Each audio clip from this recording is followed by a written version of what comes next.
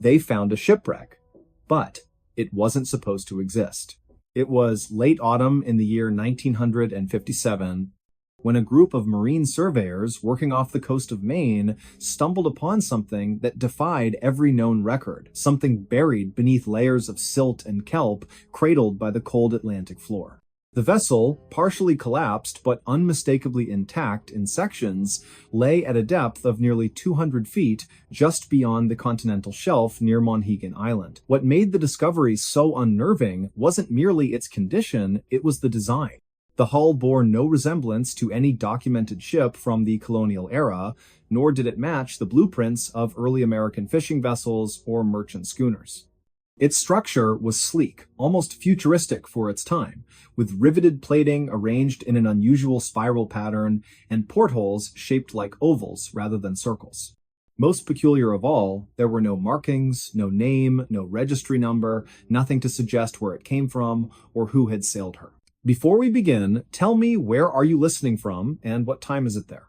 The team, led by Silas Thorne, a wiry, weather-beaten oceanographer with salt-crusted boots and a permanent squint from years spent scanning horizons, had been mapping the seabed for potential oil deposits when their sonar picked up an anomaly. At first, they assumed it was a submerged rock formation, perhaps an ancient glacial deposit left behind by retreating ice sheets. But as the remote-operated camera descended through the murky water, the image on the monitor shifted from shadow to shape and then, suddenly, into undeniable form. A ship. Not just any ship, but one that looked as though it had been placed there deliberately, like a secret meant to stay hidden. Silas leaned forward in his chair aboard the research vessel Auriga, his breath catching in his throat. "Back it up," he said, voice low, almost reverent. "Just a few feet, let's get a wider angle." The technician obeyed, guiding the submersible drone backward. And there, illuminated in the beam of its spotlight, the full silhouette emerged long, narrow, with a prow that curved upward like the beak of some prehistoric bird. No sails, no smokestacks. Just smooth metal, stained green with corrosion, yet still holding its shape after decades, perhaps centuries, beneath the waves. "What in God's name?" murmured Elric Voss, the expedition's lead historian, a man whose knowledge of maritime archaeology spanned 3 continents. He adjusted his glasses, peering at the screen as if trying to decipher a dream. "That isn't 18th century. Not even close. Look at the bow. There's no reinforcement for ramming, no figurehead mount. This isn't built for wind, it's built for speed." The date was November 12th, 1957. The sky above the Auriga was overcast, heavy with the promise of winter storms. Waves slapped against the hull with a steady rhythm, and the air smelled of brine and diesel. Inside the cramped control cabin, tension hummed like a live wire. Every eye was fixed on the monitor, every breath seemed too loud. They sent the drone closer, the camera swept across the deck, or what remained of it. Hatches were sealed shut, fused by time and pressure. One side of the ship had caved inward, likely from implosion or collision, but the other remained surprisingly intact. Then, as the light passed over a recessed panel near the stern, something glinted. Not metal, glass, crystal? The technician zoomed in. Embedded in the hull was a circular window, thick, convex, and darkened with age, but behind it, faintly, something shimmered. A reflection. Or perhaps movement? "No," Elric whispered. "That's impossible. Could be sediment shifting?" Someone offered, though their voice wavered. Silas didn't respond. He stared, unblinking. Because for a fraction of a second, less than a heartbeat, he thought he saw a shape pass behind the glass. A silhouette. Human? Not quite. Too tall. Too still. They pulled the drone back immediately. Protocol demanded caution. Unknown wrecks could be unstable, even dangerous. But curiosity, once ignited, is not easily quenched. That night, aboard the Auriga, the crew gathered in the mess hall, steaming mugs in hand, voices hushed, logs were reviewed, charts studied. No vessel matching the description had ever been reported missing in those waters. No distress calls, no sightings, nothing. And yet, there it was. Over the next 3 days, they launched 2 more dives. Each time, the images grew clearer. Inside the ship, via a breached section near the midship, the camera revealed corridors narrow, sloping downward at a slight incline, lined with smooth walls that looked almost molded, not welded. There were no ladders, no handrails. Instead, shallow grooves ran along the floor, as if designed for bare feet or something else entirely. Instruments mounted on the walls resembled dials, but their markings were alien circles within triangles, symbols that bore no relation to any known language. One device, partially intact, emitted a faint hum when the drone's light touched it, a vibration so low it was felt more than heard, resonating through the submersible's frame. Elric spent hours comparing the findings to classified naval projects, Cold War prototypes, even rumored Soviet stealth crafts. Nothing fit. The materials alone, alloys later identified as a titanium-zirconium composite, were not in use until the 1980s. How had such a ship ended up at the bottom of the Atlantic in what appeared to be a state of preservation far exceeding its age? Then came the photograph. On the fourth dive, the drone captured an image inside what might have been a control room. In the center stood a pedestal topped with a translucent sphere, cracked but still glowing with a soft internal light blue, pulsing faintly like a slow heartbeat. Around it, 6 seats were arranged in a semicircle, each molded to the shape of a body, but not a human body. The limbs were elongated, the spine curved unnaturally, the headrests were too large, too high. Silas refused to believe it. It's erosion, he insisted. Water distortion, trick of the light. But Elric knew better. He had seen cave paintings in France that depicted beings with stars for eyes. He had read declassified documents about Project Sign, about pilots who spoke of disc-shaped objects over New Mexico in 1947. This was different. This was physical, tangible, buried, yes, but waiting. The decision was made to bring up a sample. A small fragment of the hull, carefully extracted using hydraulic cutters. It was placed in a sealed container, stored in the ship's lab. That night, the temperature aboard the Auriga dropped without explanation. Crewmen reported hearing whispers in the ventilation shafts, soft, rhythmic, not in any language they recognized. One sailor, Jorvik Menet, swore he saw a reflection in the porthole of his cabin, not his own, but a face, long and pale, watching him from the dark water outside. By morning, the fragment was gone. Not stolen, not misplaced, vanished. The container was intact, locked, undamaged, but inside, empty.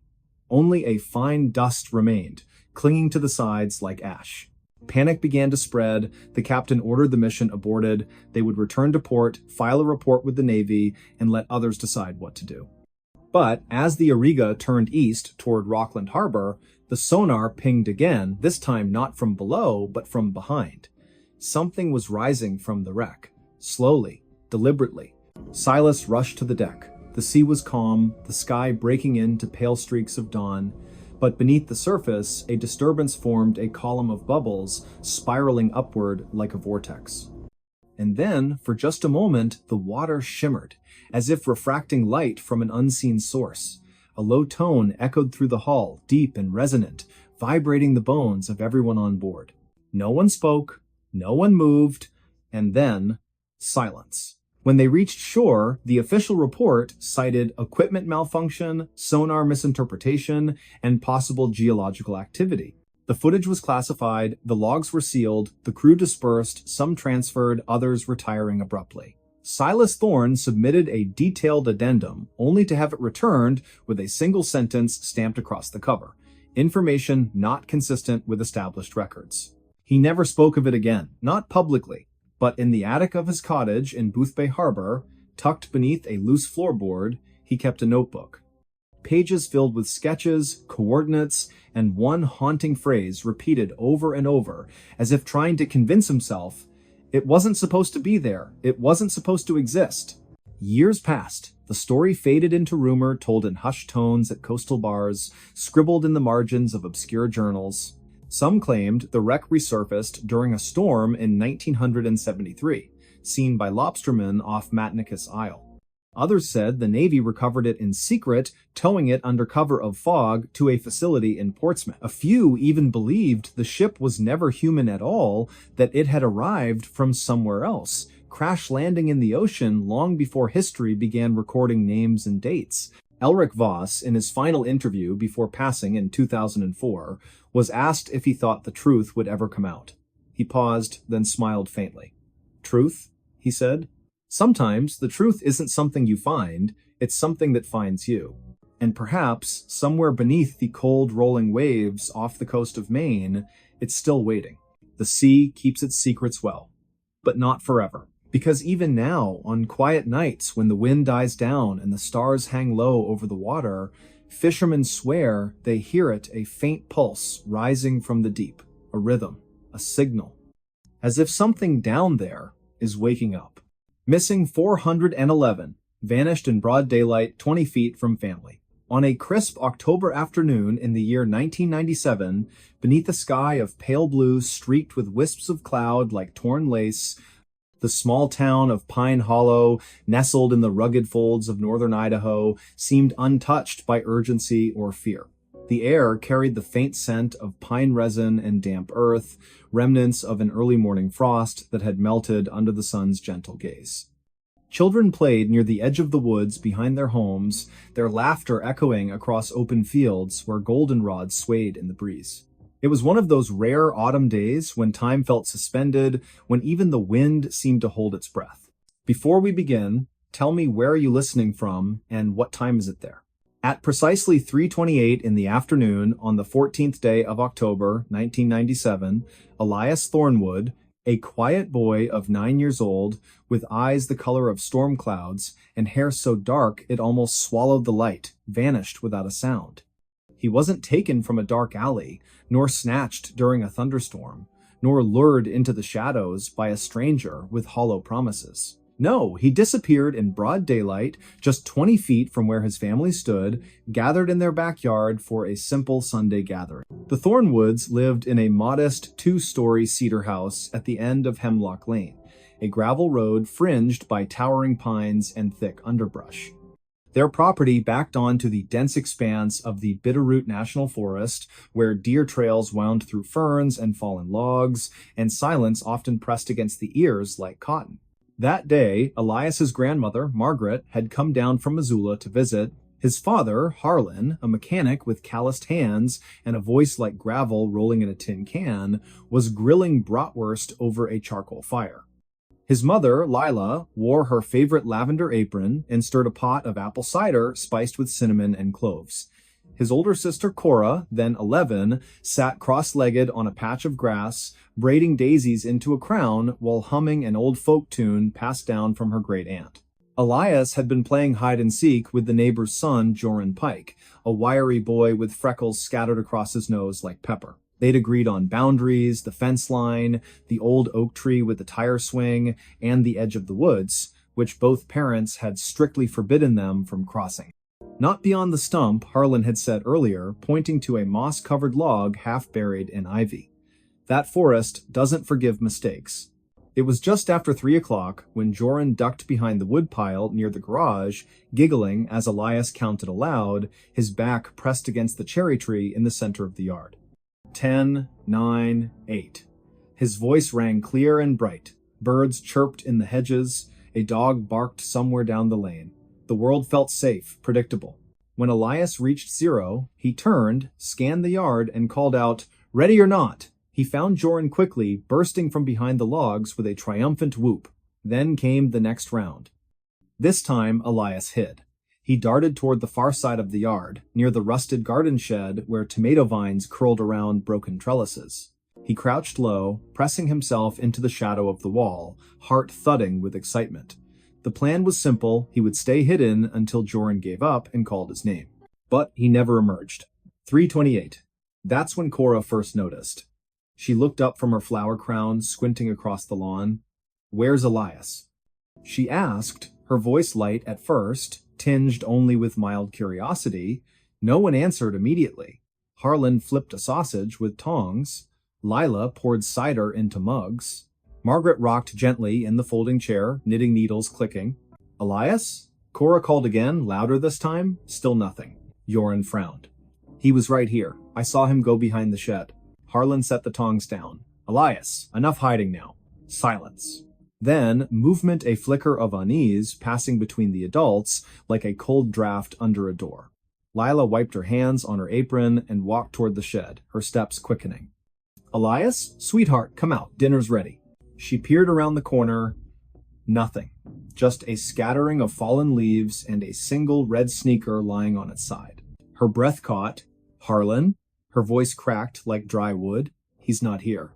Within seconds, the peaceful backyard erupted into chaos. Harlan sprinted to the shed, circled it twice, then pushed through the tall grass toward the tree line. Elias! Elias! His shouts tore through the stillness, sharp and desperate. Joran began to cry. Cora stood frozen, clutching her unfinished daisy chain, her knuckles white. Margaret rose slowly, her knitting falling to the ground. He wouldn't go into the woods, she whispered. He knows better. But the truth was undeniable. The boundary line marked by the old stump had been crossed. A trail of crushed ferns and disturbed soil led directly into the trees. And then, abruptly, the trail ended, as if the earth itself had swallowed him whole. Neighbors arrived within minutes. Sheriff Dale Mercer, a man with salt and pepper hair and a slow, deliberate way of speaking, arrived with 2 deputies and a German shepherd named Rex. Search teams fanned out through the forest, calling Elias's name, their flashlights cutting beams through the thinning light. Volunteers joined in local hunters, school teachers, even the postman, Mr. Havelock, who had delivered mail on Hemlock Lane for 32 years. They searched all night, they searched the next day, they dragged the creek behind the property, combed abandoned mining shafts half a mile east, checked every cabin and trailer within a 10-mile radius. Helicopters circled overhead, their rotors beating the air like frantic wings. Nothing. No footprints beyond the initial trail, no clothing snagged on branches, no signs of struggle, no ransom note, no suspicious vehicles reported. Elias Thornwood had simply ceased to exist, 20 feet from the people who loved him most. The investigation stretched for months. FBI agents reviewed grainy security footage from a gas station 3 miles away useless. Psychics were consulted, though Sheriff Mercer rolled his eyes and called them noisemakers. Tips poured in, some credible, most not. A woman in Spokane claimed she saw a boy matching Elias's description boarding a Greyhound bus with a man in a brown coat. Another caller said he'd seen a van parked near the forest edge around 3:15 that day, engine running, windows tinted, but no license plate, no confirmation. And then, silence. Years passed. The missing posters yellowed and peeled from telephone poles, the search parties disbanded. The case file grew thick with dead ends and unanswered questions, eventually labeled inactive by the county office. Yet, the Thornwoods never stopped looking. Lila kept Elias's room exactly as it was, blue walls with glow-in-the-dark stars on the ceiling, a toy truck overturned on the rug, a book splayed open on the bed. Every birthday, she lit a candle. Every Christmas, she placed a present under the tree with his name on it. Harlan quit his job at the garage and spent weekends hiking deep into the bitterroots, carving markers into trees, whispering his son's name into the wind. Cora, once a carefree girl with wildflower crowns and scraped knees, grew into a woman haunted by memory. She studied forensic anthropology at the University of Montana, determined to understand how someone could vanish without a trace. She wrote letters to missing persons databases, compared Elias's case to others, especially those in national parks or remote areas. That's when she stumbled upon something unsettling. There were patterns. Boys, mostly between the ages of 8 and 12, disappeared near forests, often within sight of family, no evidence of abduction, no bodies ever recovered. Cases scattered across different states, Montana, Colorado, New Hampshire, West Virginia, but clustered strangely around protected wilderness areas, federal land, regions with limited surveillance. One researcher, David Paulides, had compiled dozens of these cases under a project he called Missing 411. When Cora read his work, her blood ran cold. Elias's disappearance fit the profile perfectly: daylight, proximity to family, sudden absence, lack of forensic evidence. Even the terrain matched: soft soil, dense canopy, poor cell reception. But why? What connected these children? Some theories surfaced: wild animals, though no claw marks, no remains; runaways, though none left notes or took belongings; Foul play by strangers, yet no witnesses, no DNA. Others whispered about more troubling possibilities, coordinated abductions, underground networks, or something darker, something the official reports refused to acknowledge. Then came the rumors. Hunters in the Bitterroots spoke in hushed tones about figures seen deep in the woods, tall, unnaturally still, moving without sound. Old-timers recalled stories from native elders about the vanishing people, spirits said to dwell in the high timber, who took children who strayed too far. Some believed the forest itself had a consciousness, a hunger. Sheriff Mercer dismissed such talk. "Grief makes people see ghosts," he said once, leaning against his cruiser outside the diner on Main Street. Truth is, sometimes bad things happen for no reason, and sometimes we never get answers. But Cora couldn't accept that. In the spring of 2016, 17 years after Elias vanished, she returned to Pine Hollow with a team of researchers and a drone equipped with thermal imaging. They scanned the forest floor, focusing on the area just beyond the stump. On the third day, the drone detected an anomaly, a shallow depression in the earth, roughly the size of a child, partially concealed by roots and moss. Soil samples revealed traces of human decomposition, but DNA testing yielded inconclusive results. Too degraded, too old. Still, it was something. That night, Cora sat on the porch of the old house, now weathered and quiet, rocking in her grandmother's chair. The stars blinked above, cold and distant. A breeze stirred the pines, whispering through the needles like voices just below hearing. And then, faintly, she heard it. A giggle, high-pitched, familiar. It came from the edge of the woods. She stood, heart hammering, eyes fixed on the darkness. "Elias?" she whispered. No answer, only the wind. But the next morning, nestled among the roots of the old oak, they found it a small wooden horse, hand-carved, one ear chipped. It had belonged to Elias, he'd carried it everywhere. It was gone the day he disappeared. Now it was back. No fingerprints, no footprints, just the toy, resting on a bed of pine cones as if placed there with care. The local news picked up the story briefly. Ghostly return read one headline. Mystery deepens in cold case, said another. But soon, attention faded. Life moved on. Except for Cora. She now lives in Pine Hollow year-round, working from a home office filled with maps, photographs, and binders labeled Project Echo, her personal archive dedicated to unresolved disappearances. She gives lectures at universities, appears on podcasts, urges families to speak up, to question, to remember.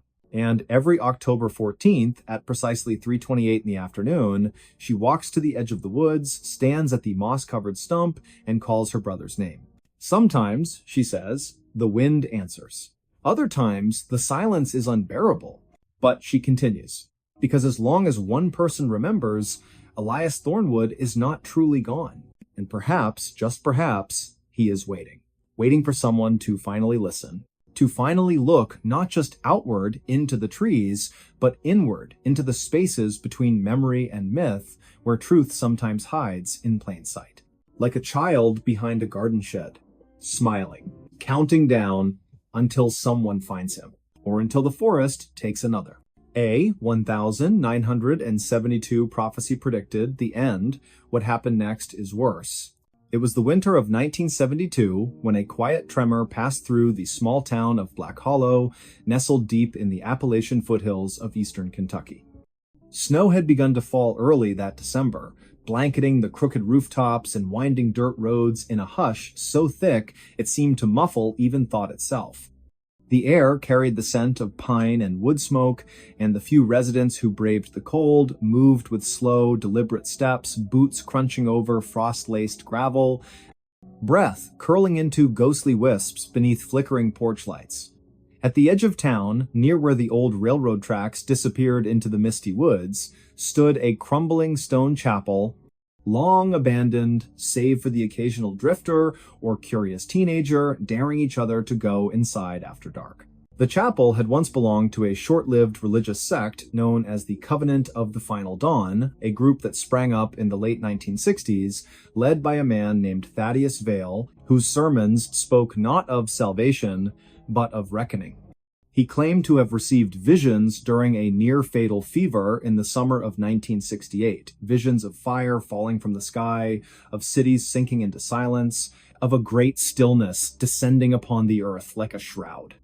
His followers, no more than 30 at their peak, built the chapel themselves using river stones and salvaged timber, believing it would serve as a sanctuary when the end came. And according to Vale's final prophecy, inscribed in charcoal on the chapel's inner wall just days before he vanished without a trace, the end would arrive precisely at 3:17 in the morning on December 21st, 1972. Before we begin, tell me, where are you listening from and what time is it there? Now, nearly 5 decades later, the date stirs faint echoes in those who remember. Not because the world ended that night, but because something far more unsettling took place instead. Something that didn't make the newspapers, wasn't captured by radio signals, and left behind only whispers buried beneath layers of denial and disbelief. That evening, a handful of townspeople gathered at the general store, run then by Eldon Mirth, a wiry man with sharp eyes and a habit of speaking in riddles. He kept an old wind-up clock above the counter that never quite matched the time on anyone's wristwatch. By 7 o'clock, the store was unusually full. Minnie Galloway, the postmistress, sat knitting by the pot-bellied stove, her fingers trembling slightly as she looped the yarn. Young Corwin Bellwether, barely 16, leaned against the glass case of penny candy, staring out at the snowfall with a look of eerie calm. And in the back corner, nursing a cup of black coffee, sat Lyriel Crane, a woman who'd arrived in Black Hollow only weeks earlier, claiming to be researching local folklore for a university in Ohio. She wore a long wool coat the color of dried blood, and her voice, when she spoke, was low and measured, like water moving under ice. They weren't there by accident. Each had heard the rumors. Some said Vale had returned. Others whispered that the ground beneath the chapel had begun to hum at night, vibrating like a plucked wire. A few children reported seeing figures standing among the trees' tall, thin shapes, with no faces, just smooth skin where features should be. And then there was the dream. Dozens of people across the county claimed to have had the same one within days of each other. A vast, silent field under a bruised purple sky, where rows of empty chairs stretched endlessly toward a horizon that pulsed like a heartbeat. In the dream, someone or something was waiting for them, but no one could remember who. At 9:42 p.m., the power went out. Not just in Black Hollow. Every home, every streetlight, every radio tower within a 30-mile radius lost electricity simultaneously. The darkness was absolute. No stars pierced the clouds. No moon cast its glow. Even the snow seemed to absorb light rather than reflect it. Inside the store, Eldon lit a kerosene lamp, its flame casting long, wavering shadows across the walls. No one spoke.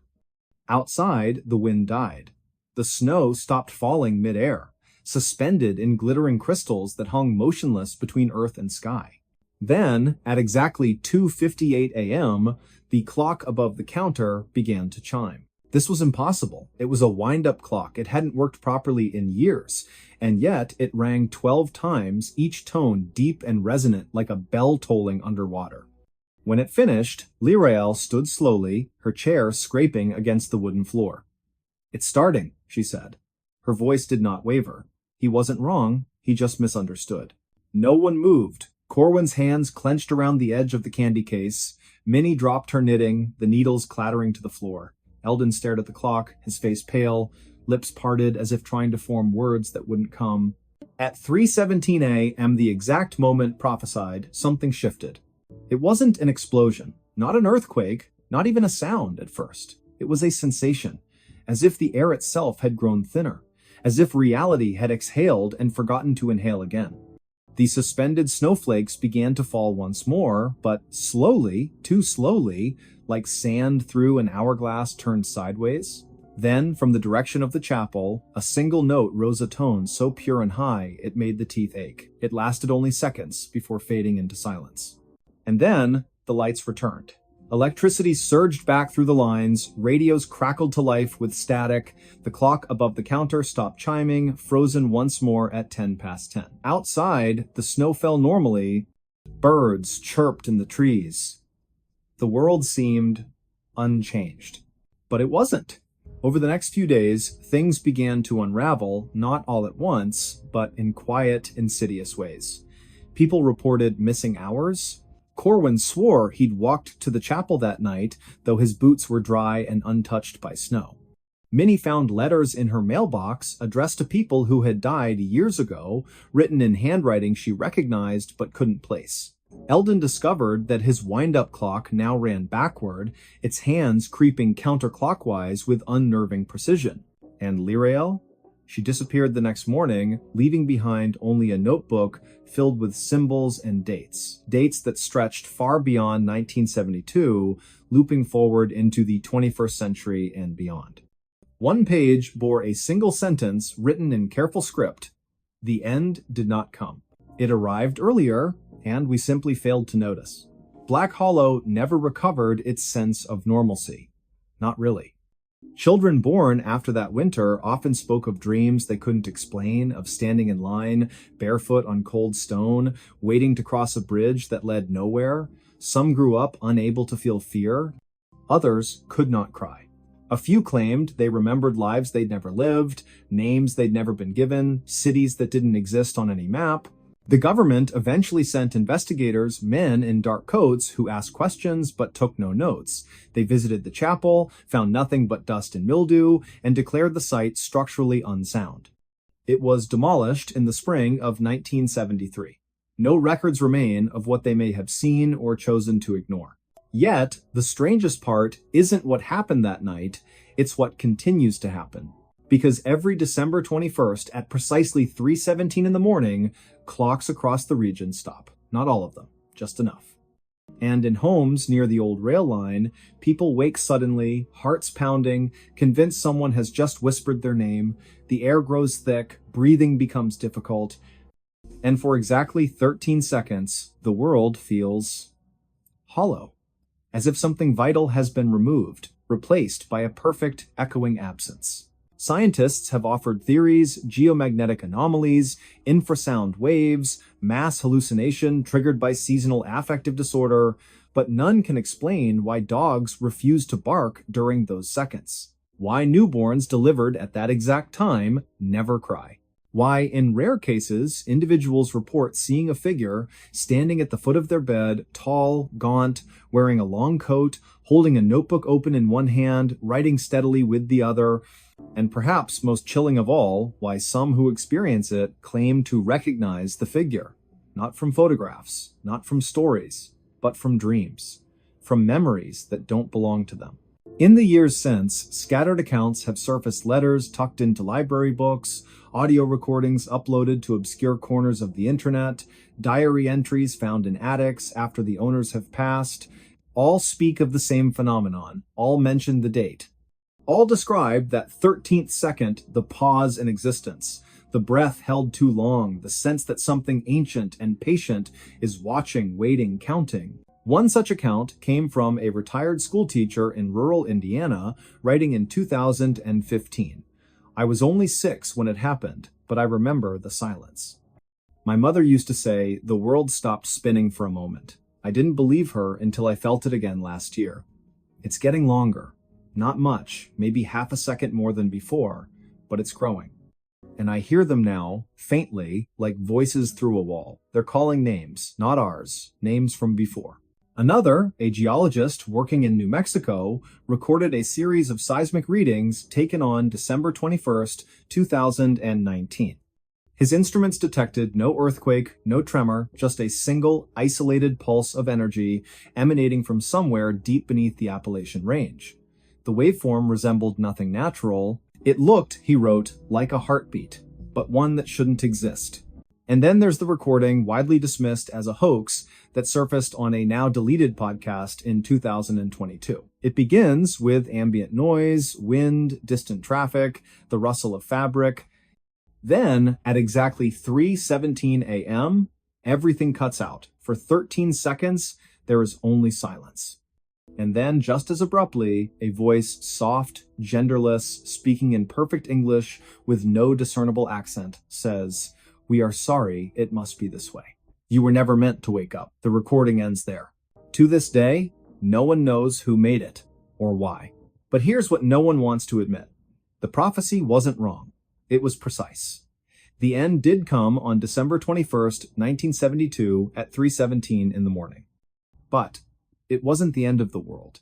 It was the end of reality, at least, the reality we believed we inhabited. What followed wasn't destruction. It was replacement, a subtle, seamless overwrite. Like changing film in a projector while the audience watches, unaware, the image has shifted. Those who felt it, the ones who woke in terror, who sensed the absence, who saw the figure in the coat, they're the ones who almost broke through. And the ones who remember fragments, who carry the weight of knowing something is deeply off, they're not crazy, they're the survivors of a transition no one else acknowledges. And the worst part? It's still happening. Every year, the pause grows. Not enough for most to notice.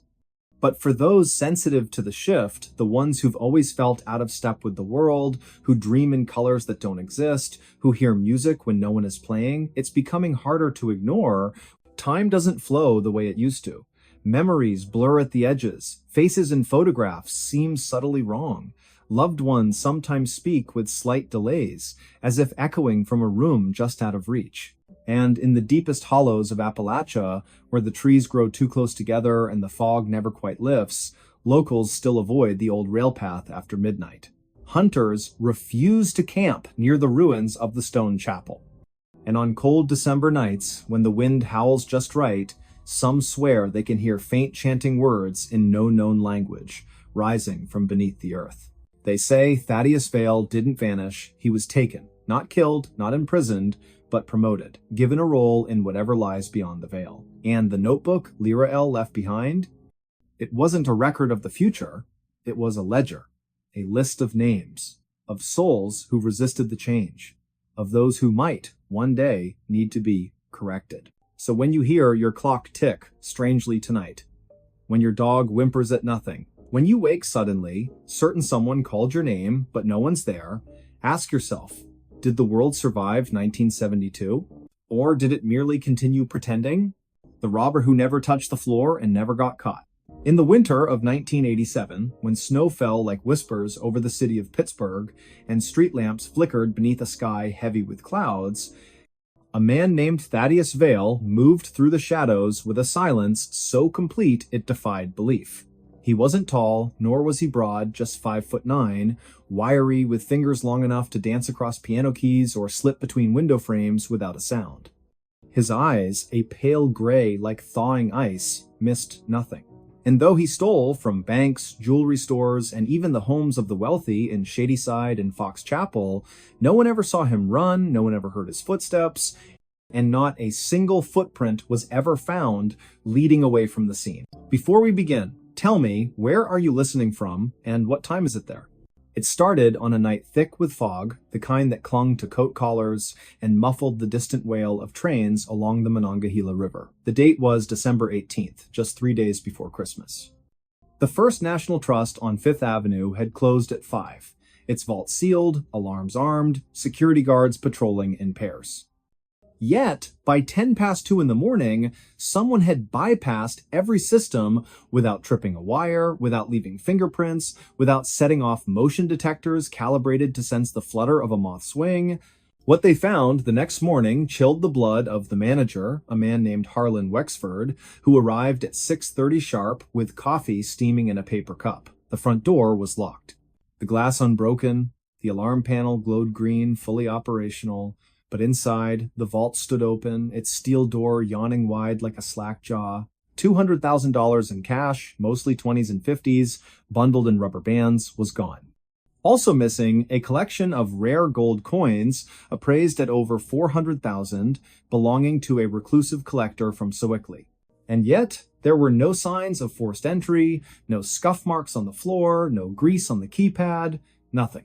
Only one thing puzzled the investigators more than the theft itself, the surveillance footage. On the tape, recorded from a camera mounted high in the corner of the lobby, there was no intruder, just darkness. Static. Then, at exactly 2:12 a.m., a flicker, a distortion, like heat rising from asphalt. For 3 seconds, the image warped. When it cleared, the vault door was slightly ajar. But no figure appeared, no hand reached in, no shadow passed. It was as if the money had simply decided to leave on its own. By midweek, newspapers across Pennsylvania carried the headline, "Phantom Thief Strikes Pittsburgh." Radio stations played eerie synth music behind breathless reports. Police Chief Lyle Mancini held a press conference, his voice tight with frustration, insisting that no man can walk through walls and vowing that the perpetrator would be caught. But deep down, even he felt a chill he couldn't explain. Because this wasn't the first time. 3 months earlier, in September of 1987, the Regal Jewelers on Walnut Street had been hit under nearly identical circumstances. Surveillance showed nothing. Alarms never sounded. The safe opened as if by magic. A string of black pearls, once worn by a silent film star, vanished without a trace. And again, no footprints. No fingerprints. No scent for canine units to follow. Then, in November, it happened at the Carnegie Savings and Loan in Mount Lebanon. This time, a motion sensor near the back office did register something, but only for half a second. The reading? A weightless disturbance, like air shifting in a vacuum. Investigators dismissed it as equipment malfunction, but Thaddeus Vail knew better. He wasn't a criminal by birth, nor was he driven by greed. Born in a coal mining town in West Virginia Welch, population 3,000, he'd grown up in a house with no running water and a roof that leaked when it rained. His father died in a mine collapse when Thaddeus was 9.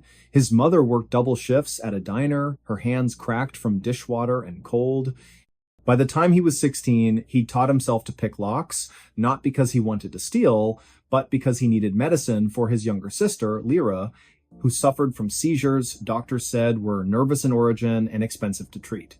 His first break-in was clumsy, a pharmacy at midnight, gloves too big, heart pounding like a war drum. He took only what he needed, phenobarbital, syringes, a bottle of cod liver oil, left a note behind, written in careful script, "I will repay you." TV. No one ever came looking. Over the years, he grew quieter, faster, more precise. He studied architecture, mechanics, airflow patterns, and human behavior. He learned how to move without displacing air, how to step where pressure sensors weren't calibrated, how to exploit blind spots in infrared fields. But his greatest skill, his secret, was not technology. It was timing. Thaddeus didn't walk during heists. He floated. Not literally, of course, but close enough to fool machines, cameras, and instincts alike. Through a combination of controlled breathing, muscle relaxation, and an almost meditative state of balance, he could reduce his physical impact to near zero. He wore custom shoes lined with aerogel foam, lighter than air, insulating, silent. His clothing, tailored from a blend of synthetic fibers used in aerospace gear, absorbed light and muffled sound. He moved in rhythm with the building's natural vibrations, the hum of HVAC systems, the creak of settling beams, so that his presence became part of the background noise. And he never touched the floor. Not directly.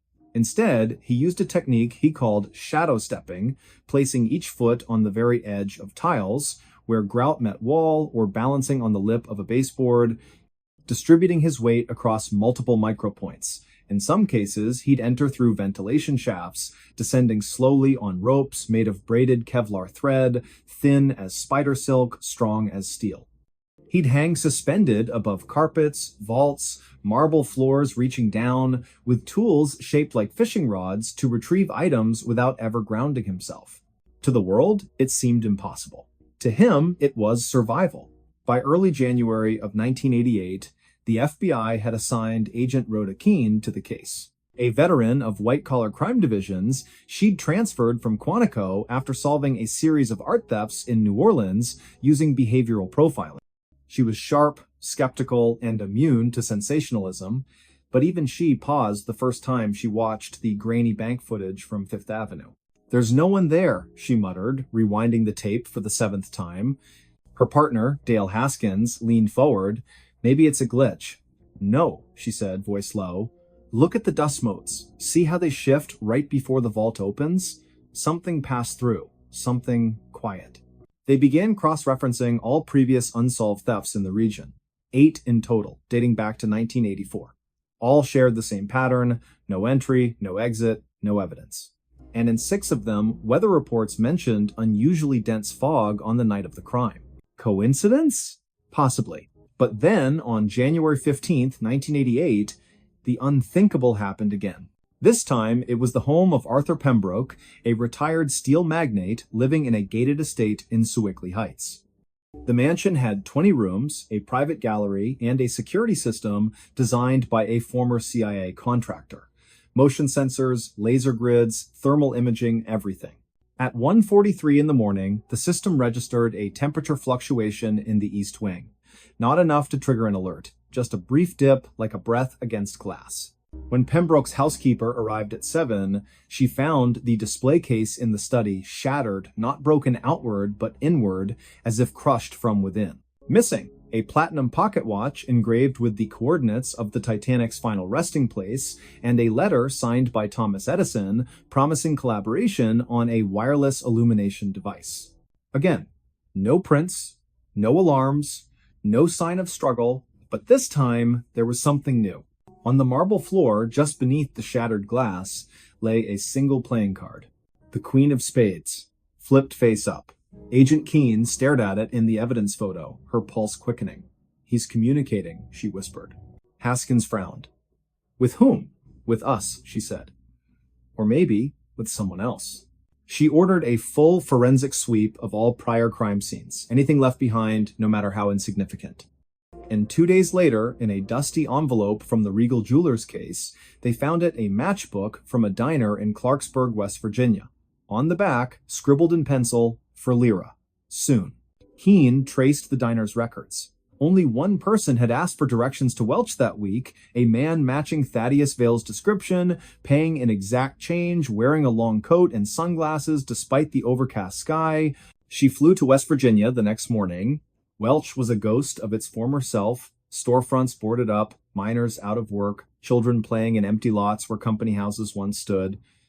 She found the Vale residence, easily a sagging frame house on Sycamore Street, paint peeling, porch steps rotted, no lights on, no car in the driveway, but smoke curled from the chimney. She knocked. Silence. Then, the soft click of a lock. The door opened just enough to reveal a woman, thin, pale, wrapped in a wool blanket. Her eyes were red, her hair tied back with a frayed ribbon. "Yes?" she asked, voice hoarse. "Mrs. Vale," Keene said gently.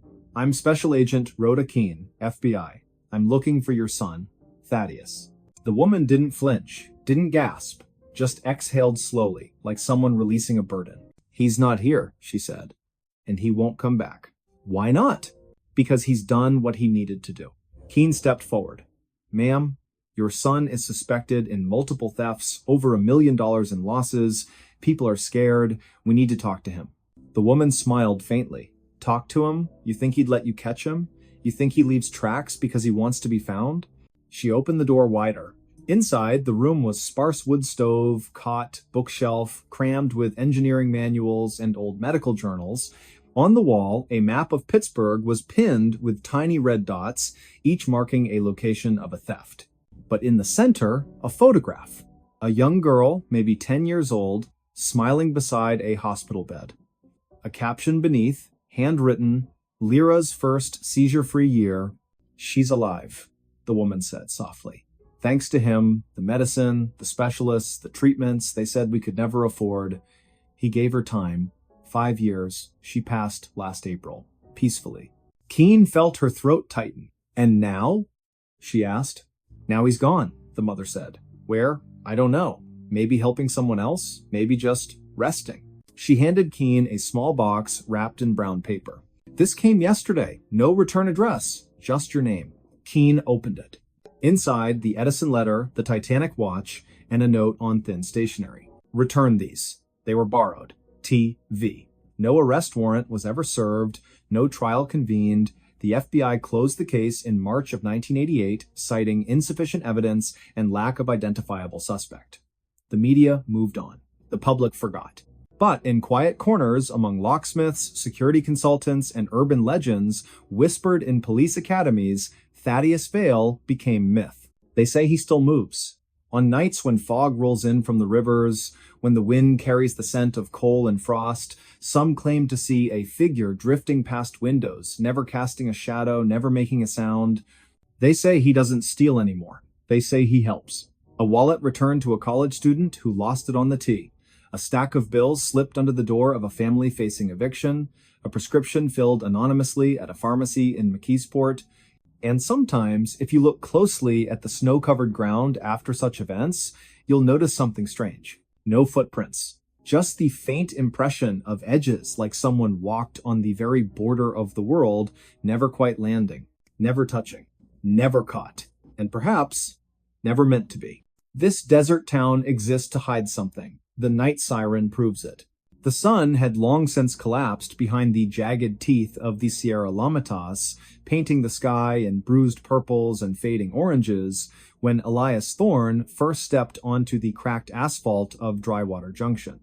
The air hung thick with dust and silence so deep it pressed against the eardrums like cotton soaked in oil. No crickets, no wind, not even the distant hum of a generator broke the stillness. Just the soft crunch of Elias's boots on gravel and the slow creak of a rusted sign above him that read, "Welcome to Drywater Population 17." That number, he would later learn, was not quite accurate and never had been. Before we begin, tell me, where are you listening from and what time is it there? It was late September in the year 1997 when Elias arrived, a geologist contracted by the Bureau of Land Management to assess subsurface erosion patterns near the Mojave Fringe. He wasn't supposed to stay longer than 3 days. But Drywater had other plans. The town clung to the edge of the desert like a scab, refusing to heal wooden shacks leaning at odd angles, their windows boarded or shattered, paint peeled into ghostly curls. A single gas station stood open, its fluorescent light flickering like a dying heartbeat. Behind the counter sat a man named Orrin Vexley, gaunt as a scarecrow, eyes milky with cataracts that didn't quite hide the sharpness beneath. He handed Elias a room key without asking for ID, without smiling, and said only, "Don't go out after sundown, especially if you hear the siren." "I think the same." Elias laughed, then nervously, more out of discomfort than disbelief. "Siren? Like an air raid?" Orrin didn't blink, like nothing you've heard, and once you do, it stays with you, in your bones. That night, Elias lay on a lumpy cot in room 4 of the Dustvale Motel, the ceiling fan turning with a lazy metallic groan. Outside, the moon hung low and yellow, casting long shadows that seemed too tall, too thin, to belong to any natural object. He'd just closed his eyes when it came a sound so unnatural it froze the breath in his lungs. It began faintly, like whine through a canyon, but quickly swelled into a high-pitched wail, melodic yet dissonant, rising and falling in intervals that defied human tuning. It wasn't electronic. It wasn't animal. It carried weight, like something ancient being dragged across stone. The siren pulsed through the walls, vibrating the glass in the window, making the metal bedframe hum. And beneath it, almost imperceptible, were voices whispering, overlapping, speaking in no language Elias recognized, yet somehow understood in flashes. "They watch from below," one seemed to say. The hollow ones, remember. He bolted upright, heart hammering, sweat slick on his neck. He reached for the lamp, knocking over a glass of water. The siren stopped instantly. Silence crashed back like a slammed door. No birds, no footsteps, nothing. He waited nearly an hour before daring to peer outside. The street was empty. But in the dirt, beside the motel's foundation, something caught his eye footprints. Small, barefoot, too narrow to be human. They led from the edge of the lot toward the dry riverbed, vanishing where the sand turned black and glassy, as if scorched by fire. The next morning, Elias tried to ask about the siren at the diner, the Rust Spoon, a dim place with cracked vinyl booths and coffee that tasted like burnt rubber. A woman named Merelda Cray sat nursing a cup, her hair pulled back so tightly it made her cheekbones look like knife edges. She looked up when Elias mentioned the sound. "You heard it," she said flatly, not a question. "I did. What is it? Some kind of test? Military?" Merelda set her spoon down with a click. "The siren calls them, brings them closer. We used to have a curfew during the war, World War II, 1943, when the army came through. Built something underground, said it was radar, but the siren started then. First time, then stopped for years, came back in 1978, again in 1989. And now it sings every few nights." Elias frowned. Who built it? She leaned forward, voice dropping. Not who. What? They weren't soldiers, not all of them. Some wore uniforms, yes, but others moved wrong. Too smooth, too quiet. One of them, he had no shadow.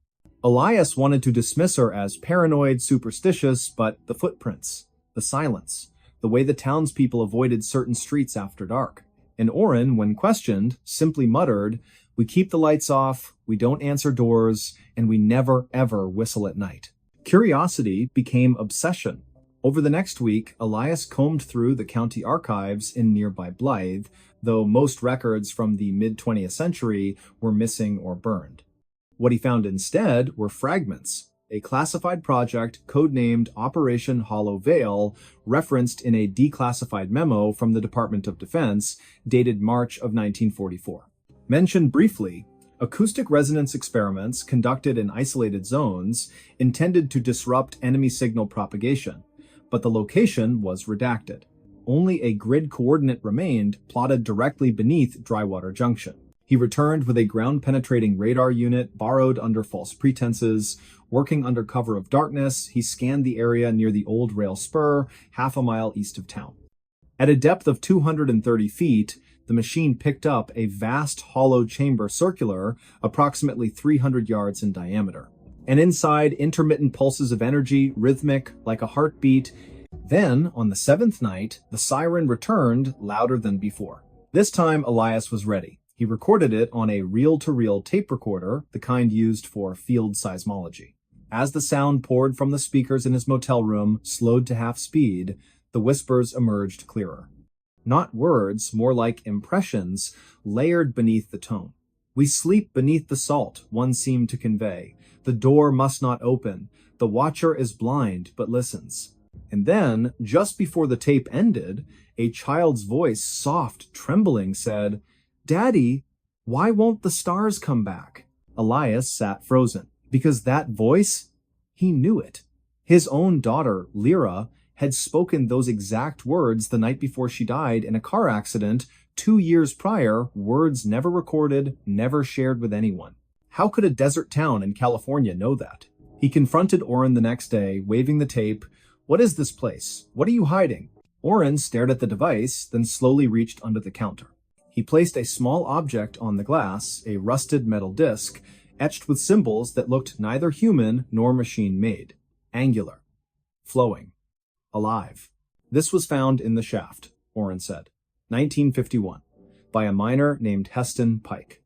He went mad within a week. Spent his last days scratching equations on his cell walls. Said the siren wasn't a warning, it was a lullaby, meant to keep something asleep. Elias's hands trembled. Asleep? Oren nodded. Underground.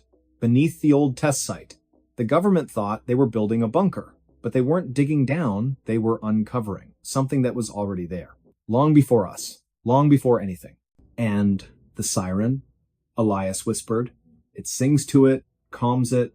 When the power fails, or when someone like you pokes too hard, the song fades, and it stirs. That night, the electricity cut out across Drywater. No explanation, no surge, just darkness. Elias stood at his window, watching. Every house was dark, except one. A small cottage at the edge of town, its porch light blinking in a pattern. 3 short, 3 long, 3 short. Morse code? SOS. But no one went to help. Instead, doors locked, windows shuttered, and from somewhere far below, a deep subsonic rumble began, felt more than heard, like the earth itself grinding its teeth. Then, faint at first, the siren rose again, this time not from the town, but from beneath it. And this time, it wasn't singing to keep something asleep. It was screaming because it had woken up. Elias grabbed his gear and ran for his truck. But as he turned the key, the engine wouldn't catch. Again. Again. Nothing. He looked up and froze. Standing in the middle of the road, silhouetted by the pale moon, was a figure. Tall. Thin. Limbs too long, moving with a jerking grace, like a puppet tested by invisible strings. Its head tilted slowly, unnaturally, until it faced him. No face. Just smooth skin, stretched tight. And from its chest, where a heart should be the siren's melody, pulsed outward, vibrating the air, distorting the light, Elias stumbled back, falling against the truck. He fumbled for the tape recorder, pressed play. His daughter's voice echoed into the night. "Daddy, why won't the stars come back?" The figure paused. Then, in a voice that was not a voice, more like dozens of whispers threaded through metal, it replied, "Because we ate them." Elias didn't scream. He couldn't. His throat sealed shut, his lungs locked. The thing stepped forward, each movement accompanied by a soft chime, like glass bells underwater. But then, faint at first, a new sound joined the chorus. From the gas station, Orrin had climbed onto the roof. In his hands, a battered horn, an old railroad signal, rusted and dented. He blew into it with all his strength. A deep, mournful note rolled across the desert. The figure stopped, turned. Another blast, and another.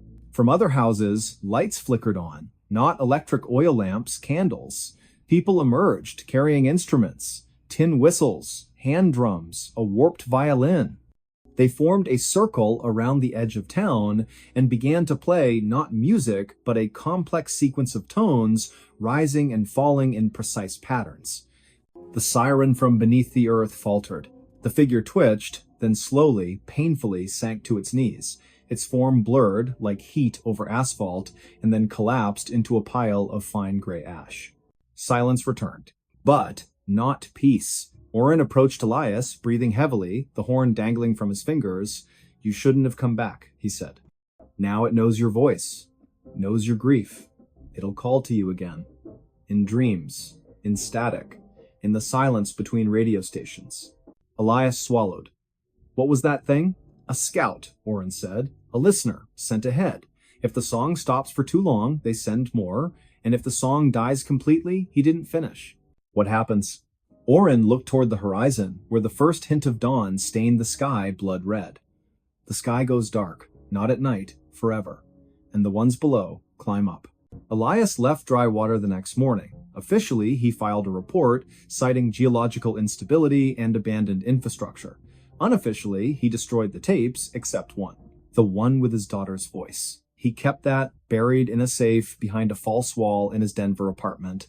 But sometimes, on still nights when the power blinks, he hears it a faint, melodic wail, coming not from outside, but from within the walls. And when he presses his ear to the plaster, he doesn't hear the siren. He hears knocking. 3 taps. Pause. 3 more. Then a whisper. "Let us sing you to sleep." To this day, no satellite imagery shows Drywater Junction clearly. Clouds always seem to gather above it, even in drought. GPS signals fail within a 5-mile radius. And travelers who claim to have passed through often cannot recall the name of the town, only the silence, only the feeling of being watched from below. And if you drive through the Mojave after midnight and your radio begins to crackle with a strange, haunting tone, do not stop, do not listen, do not answer if something calls your name in a voice you once loved. Because some towns exist not to welcome, but to warn. And Drywater is still singing. He robbed banks without saying a word. The note was for police only. In the quiet hours of a late autumn morning, when frost still clung to the sidewalks of suburban Cleveland and the sun had barely risen above the steel-gray rooftops, a man walked into the Huntington National Bank on East 93rd Street with nothing but a folded piece of paper in his hand. It was the year 2013, November the 12th, just past 9 o'clock, and the air inside the bank was warm too, warm filled with the soft hum of fluorescent lights and the faint scent of coffee from the lobby dispenser. He wore a navy blue windbreaker, unzipped, over a plain gray hoodie, jeans that had seen too many washes, and scuffed work boots. Nothing about him stood out, not his height, not his build, not even the way he moved. Calm, deliberate, silent. "Before we begin, tell me, where are you listening from, and what time is it there?" He approached the second teller window where a woman named Marjorie, her name tag slightly crooked, was counting change into a tray. She looked up, smiled politely, and said, "Good morning. How can I help you?" He didn't return the smile, didn't speak. Instead, he slid the folded note across the counter. Marjorie picked it up, unfolded it slowly, her eyes scanning the neatly printed words.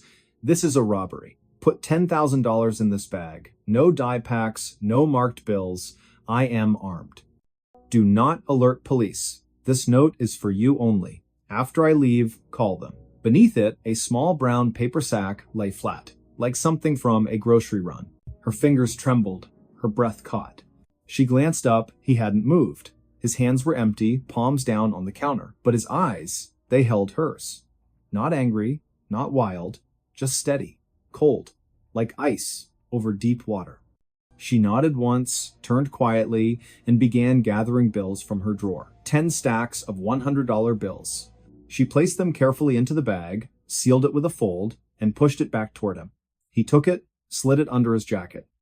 Then, without a word, he turned and walked out the front door, disappearing into the pale morning light. No alarm, no shouting, no panic at first. It wasn't until 2 minutes later, when Marjorie finally pressed the silent button beneath her desk, that the chaos began. Police arrived within 4 minutes, officers Reyes and Holloway from the 5th District rolling up in a marked cruiser, lights flashing, but sirens off. By then, the man was gone, vanished. Surveillance footage showed him exiting the bank, adjusting his hood, turning left onto Euclid Avenue, walking at a normal pace, no running, no urgency, before cutting through an alley behind a shuttered laundromat. The camera lost him there. But the note? The note remained, and it would become the thread that unraveled one of the most peculiar bank robbery sprees in modern American history. His name was Thaddeus Vale. Born in 1987 in Youngstown, Ohio, a rusted city where factories once roared but now stood silent, skeletons of steel and brick overtaken by weeds and time, Thaddeus was the son of a mechanic and a school cafeteria worker raised in a modest bungalow on Glenwood Drive where the paint peeled in summer and the furnace rattled all winter. He was bright top of his class at Rayen High, fluent in algebra and physics, could take apart a carburetor and rebuild it blindfolded, but life had a way of bending people in ways they couldn't predict. After high school, he enrolled at Kent State University on a partial scholarship, studying mechanical engineering. But halfway through his sophomore year, his mother fell ill, pancreatic cancer, aggressive and swift. The medical bills piled up, insurance didn't cover everything. Thaddeus dropped out to care for her, working double shifts at a warehouse in Akron, hauling boxes from midnight to dawn. She passed in the spring of 2010, and when she did, something in him cracked. Not loudly, not dramatically, but deeply. He drifted after that, lived in motels with weekly rates, took odd jobs, janitorial work, tree trimming, snow plowing, never stayed in one place longer than a few months. He avoided people, spoke little, read constantly philosophy, criminology, old detective novels, and somewhere in those pages, in the quiet solitude of motel rooms lit by flickering lamps, an idea formed. If banks were machines, then perhaps they could be manipulated like any other mechanism. Clean, precise, no violence, no hostages, just a message, a demand, a transaction. And so, in the fall of 2013, Thaddeus Vale began his campaign. The Huntington robbery was the first, but not the last. 3 days later, on November the 15th, another note appeared, this time at a PNC branch in Parma, Ohio. Same handwriting, same calm, chilling tone, $10,000. In cash. No tricks. I will not harm anyone, but I am armed. Leave the money in the bag, walk away, call police when I'm gone. Again, no words spoken. Again, the teller complied. Again, he vanished. Then, on November the 18th, a third bank, Fifth Third, this time in Medina, same method, same silence, same result. By now, local news had caught wind. Headlines screamed, "Silent Bandit strikes again." Police released grainy stills from security footage back of headshots, blurred faces, a man in a hoodie moving like a shadow between buildings. Task forces were assembled. Detectives pored over maps, timelines, witness statements, but Thaddeus was careful, meticulous. He never used the same route twice, always entered during shift changes, when attention wavered, always chose branches with minimal security presence, and always left the note as his only voice. What made him different wasn't just the silence, it was the precision, the lack of greed. 10,000 each time, never more, never less, no demands for 20s or 50s, always hundreds. Easy to carry, easy to hide, and never once did he threaten a teller beyond the written warning. Never raised his voice, never reached for a weapon. Yet every note carried the same phrase, "I am armed." Was he? Police couldn't say for sure. No gun was ever seen, no bulge in his jacket captured on camera, but the words alone were enough. Fear doesn't need a barrel to be real. As the spree continued, 4 banks in 5 weeks, the FBI got involved. Special Agent Lorna Keene, a veteran of the Cleveland field office, took point. Sharp-eyed, mid-40s, with a reputation for solving cold cases through patience and pattern recognition, she studied every detail: the notes, the timing, the geography. She noticed something others missed. All the banks were within a 30-mile radius of Cleveland. All were mid-sized branches, not the biggest, not the smallest.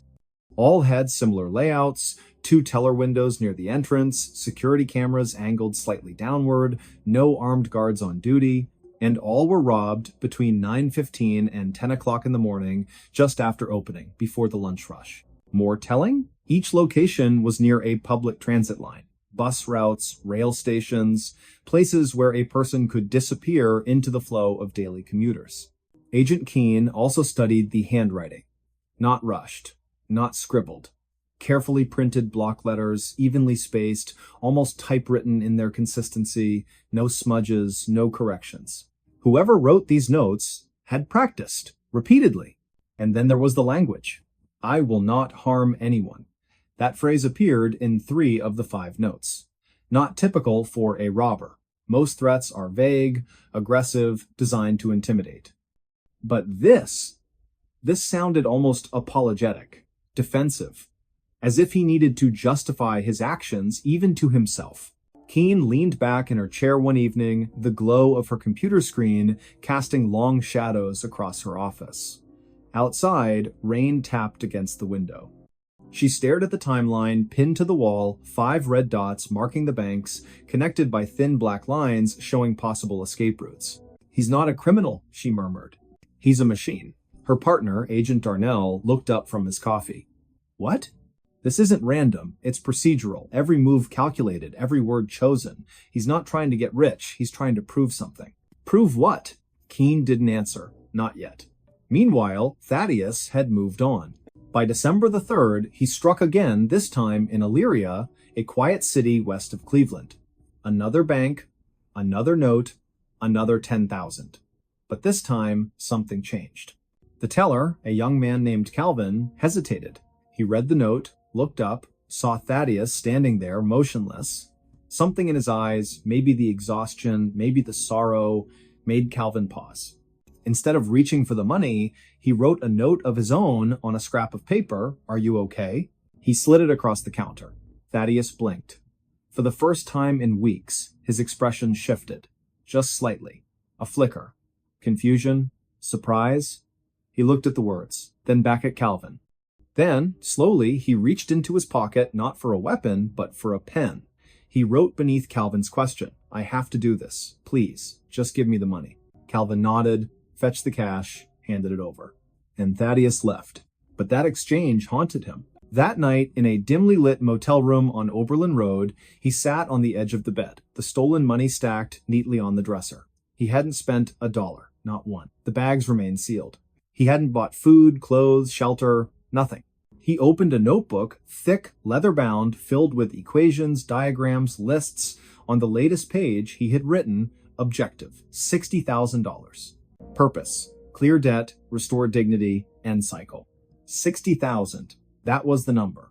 The sum of his mother's unpaid medical bills. The balance that had ruined his credit, barred him from loans, kept him from rebuilding. 60,000, and he was halfway there. But now, Calvin's question echoed in his mind. "Are you okay?" No, he wasn't. He hadn't slept through the night in months.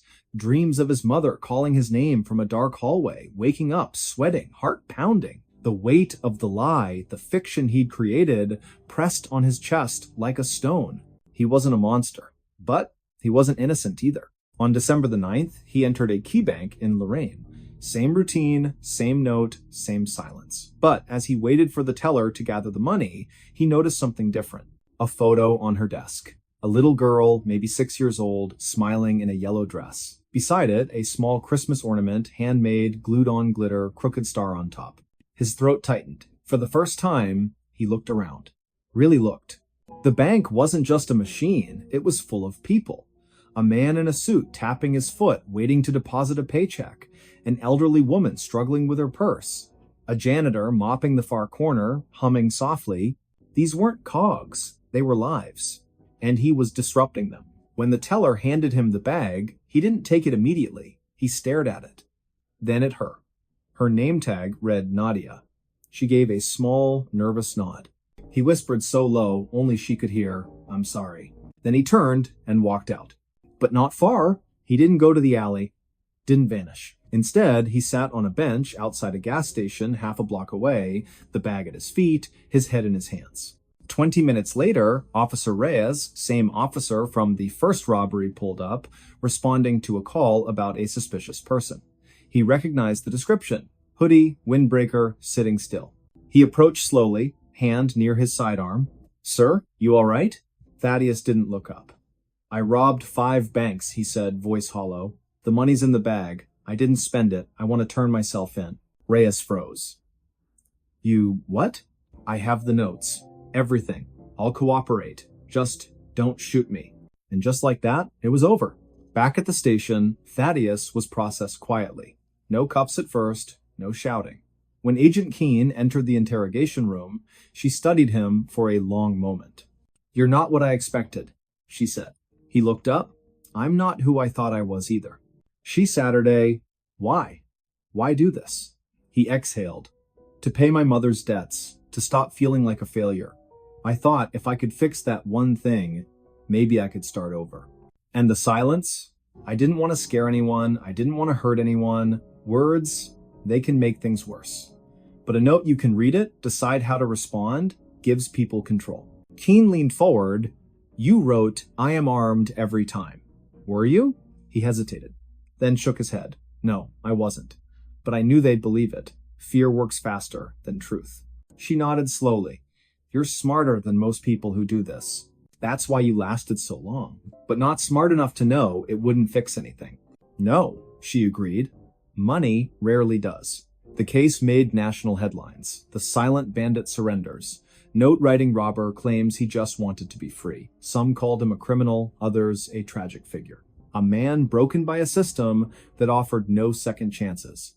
At trial, in March of 2014, Thaddeus pleaded guilty to 5 counts of bank robbery. The judge, a stern woman with silver hair and tired eyes, listened to his statement. "I made a choice," he said, voice steady but quiet. "A wrong one. I thought I was correcting a mistake, but I only made another. I accept responsibility. And I apologize to the tellers, to the banks, to everyone I frightened. I'm not asking for mercy, just understanding." The courtroom was silent. The judge sentenced him to 6 years in federal prison, time credited for time served, minimum security, eligible for parole in 3. As he was led away, Agent Keene watched from the back row. Later, she visited him at the Federal Correctional Institution in Elkton. "How are you?" she asked. "Better," he said. "I read, I write, I help teach math to other inmates. I'm thinking." "About what?" "Starting over. Legally. Honestly. Maybe becoming a counselor. For people who feel trapped." She smiled faintly. "You'd be good at that." He looked out the window. Snow was falling gently over the yard. "I finally understand," he said. "The note wasn't for the police. It was for me. A way to pretend I wasn't really doing this. To keep my conscience quiet. And now? Now I speak. Even when it hurts." Years passed. Thaddeus was released in the summer of 2017. Found work at a community center in Toledo, tutoring teens in math and science. Slowly rebuilt his life. Paid off the rest of his mother's debts, not with stolen money, but with honest wages. He never robbed another bank. He never needed to. Because sometimes the bravest thing a person can do isn't to take silence as armor, but to break it and speak. The preacher's doomsday calendar was wrong except for one date. In the quiet town of Harlan, nestled deep within the Appalachian foothills of eastern Kentucky, a man named Thaddeus Vale once stood atop a rusted grain silo on the edge of an abandoned farm, his arms outstretched beneath a bruised twilight sky. It was the autumn of 1998, and the air carried the scent of damp earth and burning leaves, crisp with the promise of change, or so he claimed.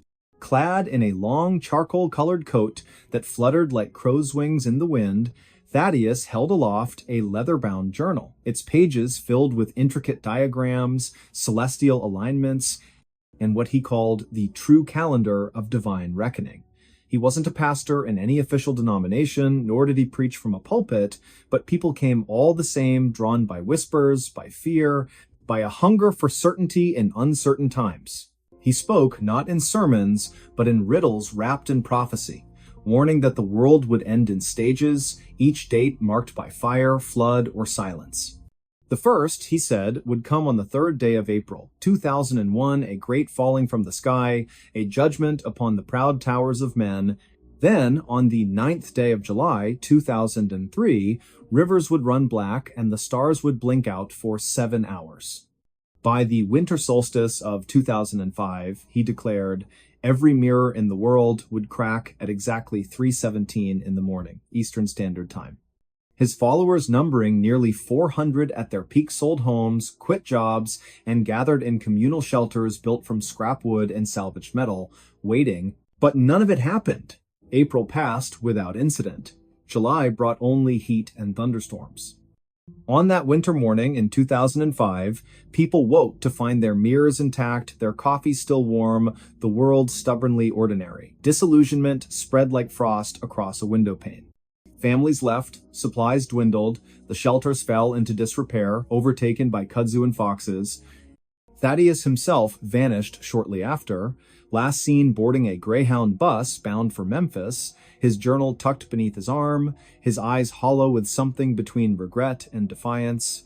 Before we begin, tell me, where are you listening from and what time is it there? Now, fast forward to the spring of 2023. A young archivist named Elwyn Price, originally from Asheville, North Carolina, though raised mostly in rural Ohio, was sorting through a donation box at the Ossuary Archive in Lexington, a little-known repository for forgotten religious texts and apocalyptic ephemera. Among crumbling pamphlets and hand-drawn star charts, she found it. Thaddeus Vale's journal, its spine cracked, its pages brittle as dried petals. At first, she paid it little mind, just another relic of millennial panic, another voice lost to time. But then, late one rainy Tuesday night, she flipped to the final page. There, in faded ink, was a single line written in a trembling hand. And when all else has failed, look to the 7th hour of the 13th day of October, 2023. That one I saw clearly. Elwyn paused. She checked the date on her phone. October 13th, 2023, exactly 1 week away. She told no one at first. Not her supervisor, Dr. Calix Renner, a stern man with wire-rimmed glasses who believed fervently in cataloging, not interpreting.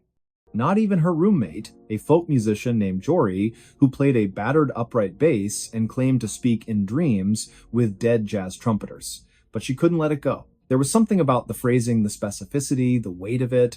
It didn't sound like the rambling of a madman. It sounded like a confession. So she began to dig. Thaddeus had based his calendar on a blend of numerology, obscure biblical exegesis, and astronomical cycles, particularly the precession of the equinoxes and the rare alignment of Jupiter and Saturn known as the Great Conjunction. Most of his calculations were flawed, built on misreadings of ancient texts and self-invented ciphers. But this final date, October 13th, 2023, coincided with nothing major in the astronomical record. No eclipse, no meteor shower, no planetary alignment of significance. And yet Elwyn noticed something strange. On that exact day, at precisely 7 o'clock in the evening Eastern Daylight Time, the moon would be at perigee, the closest point to Earth in its orbit, and positioned directly over the central United States. At that moment, the sun would have just set in Harlan, Kentucky. Coincidence? Perhaps. But then she found a second clue. Buried in an old police report from November of 2005, a year after Thaddeus disappeared, a deputy in Harlan County mentioned investigating a small fire at the remains of one of the doomsday shelters. Inside, scorched but legible, was a chalkboard with the same date, October 13th, 2023. Beneath it, someone had written, It isn't destruction, it's remembrance. Elowen's breath caught. She booked a train to Harlan.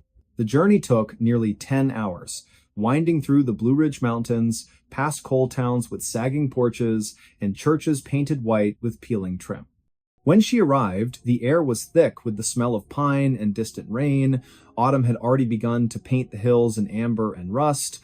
She checked into a modest inn called the Hollow Pines Motel, room number 6, where the heater rattled and the curtains smelled faintly of mildew. That evening, she drove out to the old shelter site, guided by GPS and a hand-drawn map she'd copied from the journal. The structure was gone, only a concrete slab remained, half swallowed by ivy and wild blackberry vines. But as she stepped onto it, something shifted in the air. A stillness. A hush, as if the forest itself were holding its breath. She pulled out her phone, opened the voice recorder, and whispered, "It's October 12th. Tomorrow at 7 p.m., I'll be back." She returned at 6:45 the next evening. The sky was overcast, pale gray, streaked with violet at the edges. A cool wind moved through the trees, making the leaves shiver like hands in prayer. She sat on the edge of the slab, her jacket pulled tight, watching the minutes tick by on her watch. 6:52. 6:55. 6:58. At 6:59, the wind stopped. Not gradually, not fading. It ceased as if cut by a blade. Silence pressed down, thick and unnatural. No birds, no crickets. Even the distant hum of a highway seemed to vanish. Her pulse quickened. She glanced around, half expecting shadows to move on their own. Then, at exactly 7 p.m., a single tone echoed through the valley, low, resonant, like a bell struck deep underground. It lasted only 3 seconds, then faded, and just as quickly, the wind returned, rustling the branches, breaking the stillness. Elowen stood frozen, her skin prickled.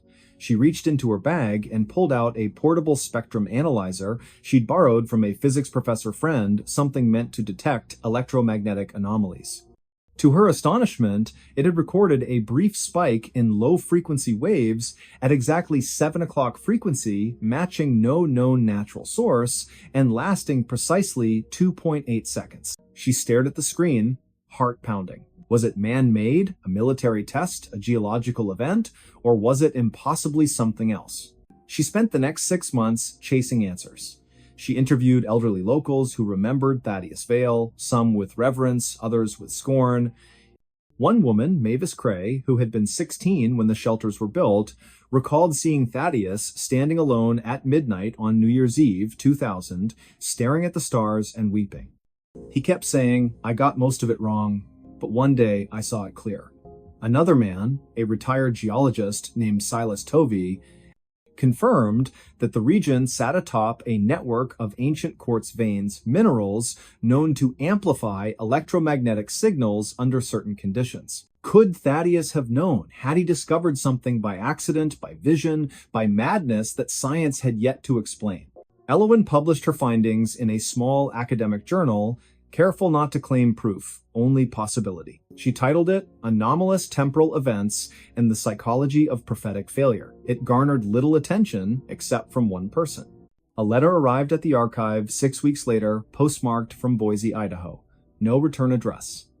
Inside, a single sheet of paper, typewritten, "You were there. I saw you on the slab.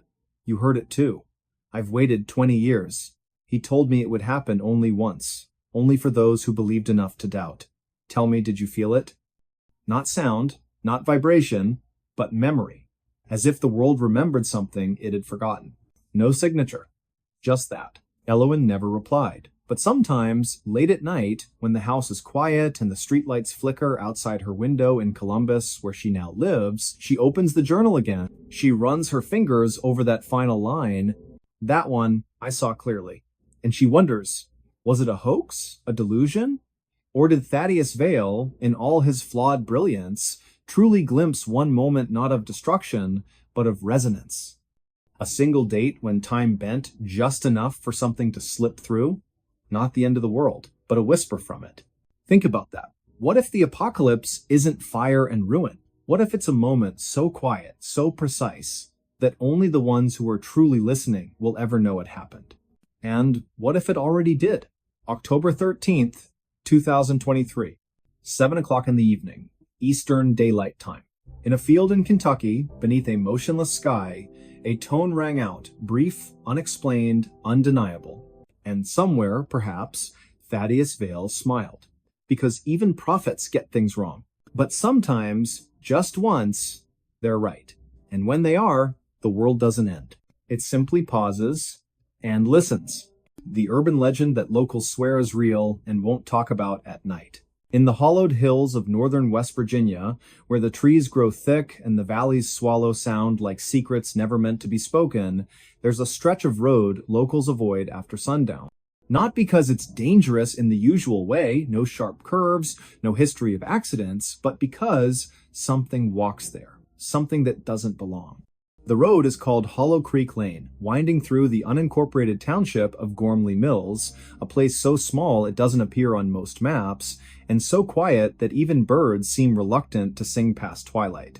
Before we begin, tell me, where are you listening from and what time is it there? It was late autumn in the year 1987 when the first official report came in not to the sheriff's office, but whispered between neighbors over cracked porcelain cups of black coffee. A woman by the name of Thalia Mercer, who lived alone in a weather-worn clapboard house just off Hollow Creek Lane, claimed she saw a figure standing at the edge of her cornfield one evening. She said it wasn't tall, not exactly, but wrung its limbs too long, its head tilted at an angle that made her stomach twist. It didn't move, didn't blink. Just stood there, facing her porch, as if waiting for an invitation she had no intention of giving. Thalia was known in Gormley Mills as a practical woman church every Sunday, grew her own vegetables, kept a loaded 38 inches her nightstand since her husband passed in '69. So when she called Sheriff Harlan Voss 3 nights later, voice trembling like a plucked wire, he listened. He arrived with his flashlight cutting through the fog, boots crunching on frost-laced gravel. The house was dark except for a single lamp glowing behind the kitchen curtain. Thalia met him at the door, wrapped in a faded quilt, eyes wide and bloodshot. "It's back," she whispered. "Same spot, in the field." They walked together toward the edge of the property, the beam of the flashlight slicing through the mist. Nothing moved, no footprints in the damp soil, no snapped branches or disturbed earth. Just silence, thick and heavy, like wool pressed against the ears. Then, from somewhere deep in the corn rows, a sound. A low, wet clicking, like stones being rolled in oil. Sheriff Voss aimed the light, the stalk swayed slightly, though there was no wind, and then nothing. The sound stopped. The air stilled. They stood there for nearly 10 minutes, neither speaking, both feeling watched. Sheriff Voss told Thalia to stay indoors, lock the doors, and call him if anything changed. He drove away slowly, scanning the rearview mirror until the house disappeared behind the trees. He filed a report the next morning, possible hallucination due to stress or sleep deprivation, but privately he marked a note in his personal ledger, Hollow Creek, November 3rd, Thalia Mercer. Heard something, felt something, can't explain. That winter was harsh, long stretches of snow, power outages, roads blocked for days. But people in Gormley Mills noticed other things too. Dogs refused to go into backyards after dark. Chickens vanished without signs of struggle. And on still nights, when the moon hung low and yellow, some swore they heard voices calling from the woods, voices that didn't sound human. Children were kept inside after 6, porch lights stayed on all night. Conversations about Hollow Creek Lane ended quickly, often with a shake of the head and a muttered phrase, "Best not talk about it." Then, in early spring of 1988, a teenager named Corwin Bellwether went missing. He was 16, lanky, with a stutter he'd been trying to overcome since childhood. Corwin liked to walk at night, said it helped him think. His mother, Elspeth, would beg him not to go down Hollow Creek Lane, but he always shrugged and said, "Nothing out there but trees and dirt." On the night of March 14th, he left after dinner with a notebook in his pocket, claiming he was writing poetry for school. He never came back. Search parties combed the woods for weeks. Bloodhounds picked up his scent near the creek bed, then lost it abruptly, as if he'd stepped off the face of the earth. A week later, his boots were found placed neatly side by side at the base of an old sycamore, roots tangled like knuckles. No body, no blood, no explanation. The official cause of disappearance? Presumed runaway. But in Gormley Mills, folks knew better. They looked at each other in church pews, eyes shadowed, lips tight. They didn't say much. But they stopped walking that road entirely. Years passed, the story faded mostly. New families moved into the valley, drawn by cheap land and quiet living. They laughed at the old tales. Ghosts, they'd say. Come on. But then, little things started happening. Lights flickering in empty rooms, cold spots in hallways. One woman, Miriam Huxley, claimed she saw a figure in her bathroom mirror one night, a man with sunken eyes and a mouth sewn shut with black thread. She screamed, turned on the light, and it was gone. The next morning, she found a single muddy footprint on the linoleum leading from the bathtub to the door, but the windows were locked. The house had no basement access. In 2005, a documentary crew from Pittsburgh arrived, determined to debunk the myth. They set up cameras along Hollow Creek Lane, motion sensors, audio recorders. For 2 nights, nothing. On the 3rd, at precisely 2:13 in the morning, every device failed simultaneously. The footage showed only static, but audio captured a whisper, faint at first, then clearer. You're not supposed to see. When the lead technician reviewed the files, he noticed something else. In the background, beneath the static, a rhythmic tapping 3 slow knocks, pause, then 2 quick ones, like a code or a warning. He played it for an elderly resident named Otis Grindle, who'd lived in Gormley Mills his entire life. Otis listened once, turned pale, and said, "That's how they used to signal before the mine collapsed in '49. Only the men trapped underground knew that pattern." He refused to speak another word on the subject. By 2012, Hollow Creek Lane was officially closed. The county put up a rusted gate, chained and padlocked, with a sign that read, "Road closed, no trespassing." But kids still dared each other to go. Teens from nearby towns would drive up on weekends, flashlights in hand, laughing nervously as they approached the gate. Most turned back before reaching the tree line. But a few went further. One such group, in October of 2017, included a boy named Jory Linthwaite. He was 17, curious, raised on horror films and internet creepypastas. He didn't believe in ghosts, he believed in adrenaline. That night, he and 3 friends cut the chain with bolt cutters and slipped through. They brought cameras, a Ouija board, even a EVP recorder. They set up camp near the old sycamore where Corwin's boots were found. At first, it was jokes. Flashlight beams dancing through the trees, mocking whispers. Then, around 1 o'clock, the temperature dropped sharply. Breath came out in thick clouds. Their phones died, one by one. Then the recorder picked up a voice, clear, childlike, but distorted. "Don't look behind you." All 4 spun around. Nothing there. But when they turned back, the Ouija board planchette had moved on its own, spelling "Leave now." They packed up fast. As they ran toward the gate, Jory tripped. His friends thought he'd caught his foot on a root, but when they stopped and turned, Jory wasn't getting up. He was staring into the trees, mouth open, eyes wide with terror. "It's watching," he whispered. "It's smiling." They pulled him up, half dragging him the rest of the way. The chain was intact again, no sign it had ever been cut. Jory didn't speak for 3 days. When he finally did, he described a face pale, stretched, with too many teeth. He said it stood between the trees, perfectly still, just smiling. And then, in a voice not his own, he said, "It knows my name."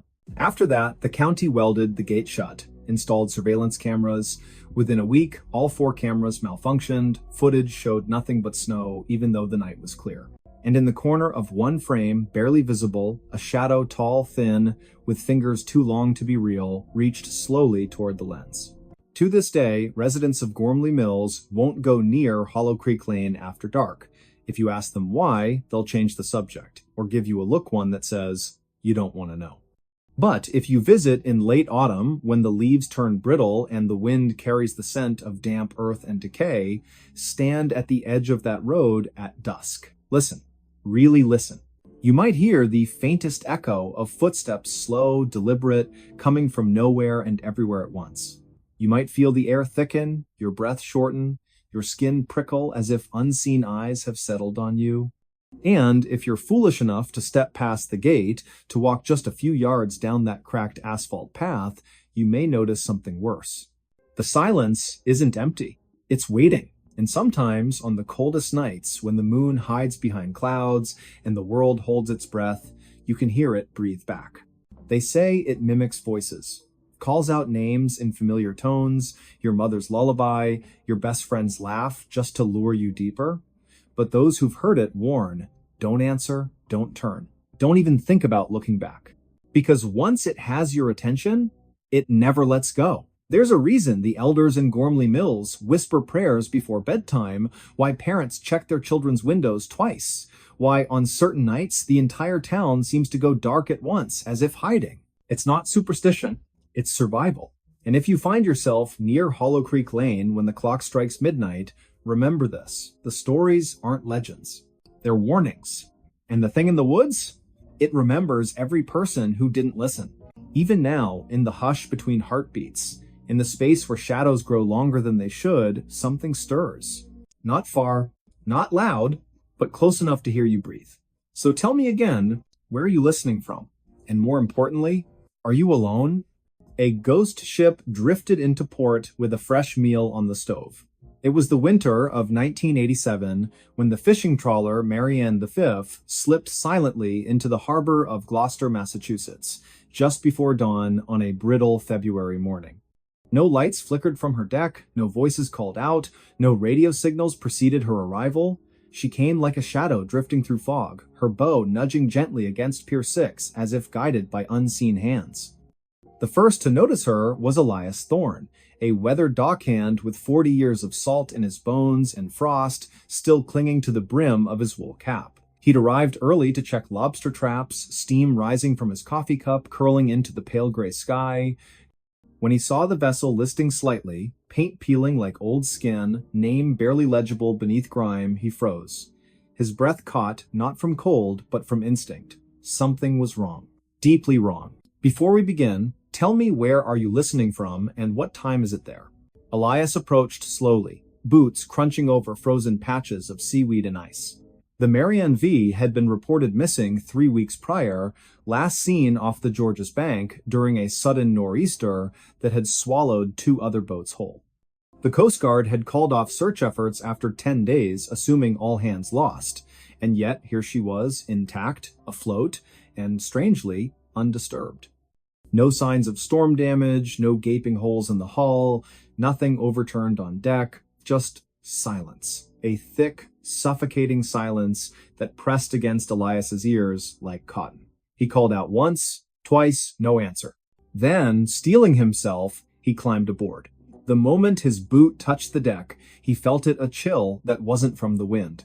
It coiled up from the wood beneath him, sharp and unnatural, as though the ship itself were holding its breath. He moved toward the wheelhouse. The door hung open, swaying slightly with the motion of the tide. Inside, the radio crackled with static, a faint loop of Morse code repeating endlessly 3 dots, 3 dashes, 3 dots, SOS, over and over, though the power should have been dead. The logbook lay open on the chart table, the last entry dated February 3rd. Heavy fog. Currents erratic. Can't see land. Something in the water.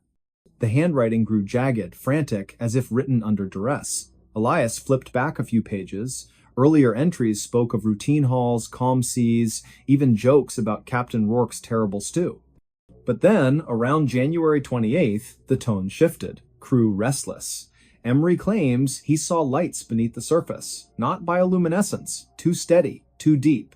Emery Vale, third mate, quiet man from inland Maine who rarely spoke unless spoken to. He'd joined the crew only 2 months prior, replacing a man who'd quit mid-season, saying the boat felt haunted. Emery hadn't believed in ghosts, or so the others said. But his journal, found later tucked inside a duffel bag below decks, told a different story. Elias descended the narrow metal stairs into the galley, flashlight beam trembling in his grip, and there, on the cast iron stove, sat a pot, still warm. Steam curled lazily from its cracked lid, carrying the scent of onions, potatoes, and something meaty beef, maybe, or pork. A spoon rested against the rim, crusted with congealing gravy.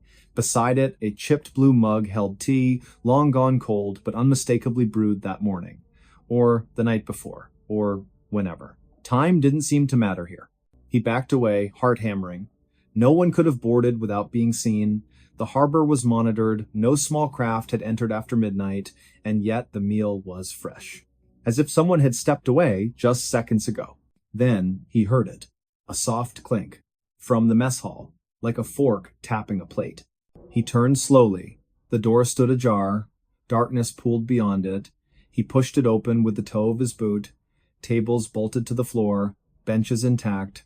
Nothing out of place. Except on the farthest table, set for four plates, each with a portion of stew untouched, forks laid neatly beside them, napkins folded, salt and pepper shakers aligned perfectly. And at the head of the table, a fifth plate. Empty. But the chair was pulled out. As if someone had just risen. Elias didn't scream, he didn't run, he simply stood there, flashlight shaking, breath coming in short white puffs, until the sound came, again not a clink this time, but a whisper, faint, guttural, from the sleeping quarters below. He didn't go down, not then. He scrambled back onto the pier, shouting for help, voice raw with panic. By the time the Coast Guard arrived, the pot on the stove was cold, the steam had vanished. But the stew remained, uneaten, perfectly preserved, as if time had paused mid-bite. Captain Silas Rourke, grizzled veteran of 30 seasons at sea, was never found. Nor were his three crewmen, Emery Vale, Harlan Pike, and Jocelyn Crow, the youngest at 23, who'd signed on to save money for nursing school in Portland. Their personal effects were still in their bunks. Photos of family, letters half-written, toothbrushes damp. But no bodies, no blood, no signs of struggle, just absence. The investigation lasted 6 weeks. Divers scoured the hull, sonar scanned the seabed, forensic teams analyzed the stew, confirmed it contained beef, carrots, and barley, cooked within hours of the ship's arrival. No toxins, no hallucinogens, nothing abnormal. Yet every sailor who boarded the Marianne V afterward reported the same thing. The smell of cooking food, even when the stove was cold, the sensation of being watched from empty rooms, whispers in low, guttural tones, always just beyond hearing. One junior officer, Lyle Mander, claimed he saw Emery Vale standing at the railing at 3:17 in the morning, staring into the fog, mouthing words he couldn't understand. When approached, the figure dissolved like mist. The ship was towed to dry dock, declared unsalvageable not due to structural damage, but because morale among crews plummeted. Men refused to work on her. Mechanics reported tools going missing, only to reappear in locked lockers. Electricians swore lights turned on by themselves, dim and flickering, casting long shadows that moved against the walls. By April, the decision was made. The Marianne V would be scuttled, sunk in deep water beyond the continental shelf, where currents would carry her far from shipping lanes. The ceremony was brief. No flags, no speeches, just a single flare shot into the twilight sky as charges detonated along her keel. She sank slowly, bow first, vanishing beneath the waves with an almost ceremonial grace. But here's what they didn't report, what never made the official logs. 3 days later, a Norwegian freighter, the Fjordwind, radioed the Boston Maritime Authority from 50 miles east of Sable Island. They'd spotted wreckage, part of a wooden table, scorched at the edges, floating amid a slick of oil. Attached to it, miraculously preserved in a sealed plastic sleeve, was a page torn from Emery Vale's journal. The handwriting was frantic, ink smudged as if written in haste or fear. "They're not dead. We never left. The ship doesn't sink. It drifts, it waits, it feeds. The stove is always warm, the table is always set, and one day it will come back. With a fresh meal. For us." The page was authenticated, handwriting matched samples from Emery's personnel file, ink consistent with pens issued to crew, but how it survived explosion, fire, and ocean pressure, no scientist could explain. And then, on the evening of December 9th, 2012, a local fisherman named Corwin Haskins reported seeing a vessel matching the Marianne V's description near Jeffrey's Ledge. Fog was heavy that night, visibility near zero. He claimed the ship passed within 20 feet of his boat, lights dark, decks empty. But from her galley window, a yellow glow pulsed like a stove lit below. He tried hailing her, no response. When he turned to grab his radio, she was gone. Vanished into the mist. No wreckage was found, no trace on radar. The Coast Guard dismissed it as a mirage, a trick of the light. But Corwin insisted. said he smelled stew in the air, beef, carrots, barley, and underneath something darker, metallic, like blood.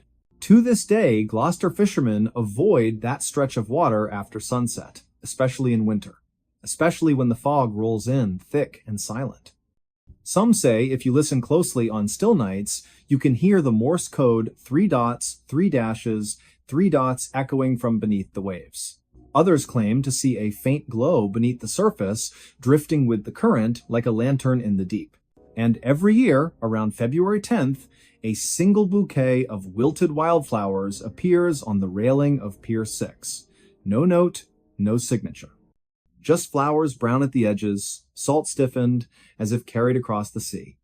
Left there, some say, by someone who never came home. But perhaps the most unsettling detail, the one that lingers in the mind long after the story ends, is this. When authorities finally cleaned out the galley before scuttling the ship, they found something odd in the cupboard. A can of stew. Store-bought, label faded, best before date, October 12th, 1986. Expired over a year earlier, yet the can was warm to the touch. And when opened, it was full. Steaming. Fresh. As if just heated. No one ate it. It was incinerated along with the rest. But sometimes, late at night, when the wind howls just right through the rigging of moored boats, people swear they can smell it. That rich, savory aroma. Onions, potatoes, meat slow-cooked for hours. And they wonder, who was it meant for? And more importantly, is the table still set? The sea keeps its secrets well, but every now and then it returns them to drift into port, unannounced, uninvited, with a fresh meal on the stove and chairs waiting to be filled. So the next time you walk past an empty dock and the wind carries the faint scent of cooking food, ask yourself, was that the neighbor's dinner? Or something else? Something older? Something hungrier? Something that remembers your name and knows when you'll be home? Divers opened the hatch, the crew was gone, the clocks still ticking. The cold Atlantic wind howled across the surface of the water, slicing through the pre-dawn darkness like a blade. Waves rose and fell in uneven rhythm, their crests flecked with foam under a sky still clinging to stars. It was early morning, just past 4 o'clock, on the 7th day of March in the year 1987, the U.S. Coast Guard cutter Vigilant had been dispatched from Port Canaveral after an automated distress signal flickered to life from the coordinates of the Maristella, a private research vessel registered out of Norfolk, Virginia. No voice transmission followed, only the repeating pulse of a Mayday beacon, weak but persistent, like a heartbeat fading beneath ice. Before we begin, tell me, where are you listening from, and what time is it there? By the time the boarding team reached the hull of the Maristella, the sea had grown restless. Lieutenant Thaddeus Vail, a seasoned maritime investigator with the Coast Guard Search and Rescue Division, stood at the edge of the deck, gripping the rail as the swell lifted the cutter sideways. His breath came in short clouds, his eyes scanning the silent silhouette ahead. There were no lights aboard, no movement, just the creak of metal and the groan of stressed rivets echoing from within the darkened superstructure. "Something's wrong," muttered Petty Officer Lorne Kestrel, adjusting his helmet cam. He was younger, sharp-eyed, with a nervous energy that flared whenever silence stretched too long. No response to radio hails. No crew on deck. Not even a flare. Thaddeus didn't answer. He stepped forward, boots clanging against the gangplank as it settled onto the research vessel's main deck. The air smelled of salt, yes, but underneath, something sharper. Metallic, like old wiring or scorched insulation. He paused, hand resting on the hatch handle. It was warm, not from the sun hadn't risen yet, but from within. Heat radiated faintly through the steel, unnatural for a ship adrift in 38-degree Fahrenheit waters. He glanced back once. The rest of the team waited behind him, Kestrel, Ensign Marin Voss, and Medic Darren Cope. All wore full gear, thermal suits, respirators, sidearms. Protocol dictated caution when vessels went silent. But this wasn't just silent, this was absent, as if the world had exhaled and the Maristella had been forgotten in the breath. With a slow turn, Thaddeus pulled the hatch open. A rush of stale, overheated air poured out thick with the scent of ozone and something vaguely sweet, like burnt sugar. The corridor beyond was dimly lit by emergency strips along the floor, casting long shadows up the walls. Panels hung loose from the ceiling, wires dangling like roots torn from soil. And then, there it was. The sound. Faint, rhythmic, almost musical. Clocks. Dozens of them. Hundreds. Mounted on bulkheads, bolted to consoles, taped to lockers, analog dials spinning, second hands ticking in erratic unison. Some moved forward, others backward. A few stuttered, frozen between seconds. Digital displays blinked in red, dates flashing nonsensically. January 3rd, 2005. July 9th, 1999. November 1st, 1973. None matched the current date, none made sense. But the crew gone, no bodies, no signs of struggle, no blood, no personal effects scattered. Everything was in place. Coffee cups half filled, logbooks open mid-sentence, jackets hanging neatly on hooks. A thermos sat on the galley table, still warm. Beside it, a pair of gloves' fingers curled as if recently removed. And yet, no one. Ensign Voss knelt beside a wall panel, her gloved fingers brushing over a cluster of clocks wired together with copper thread. "These aren't standard issue," she said, voice tight. "They're not even from the same manufacturer. Some look homemade."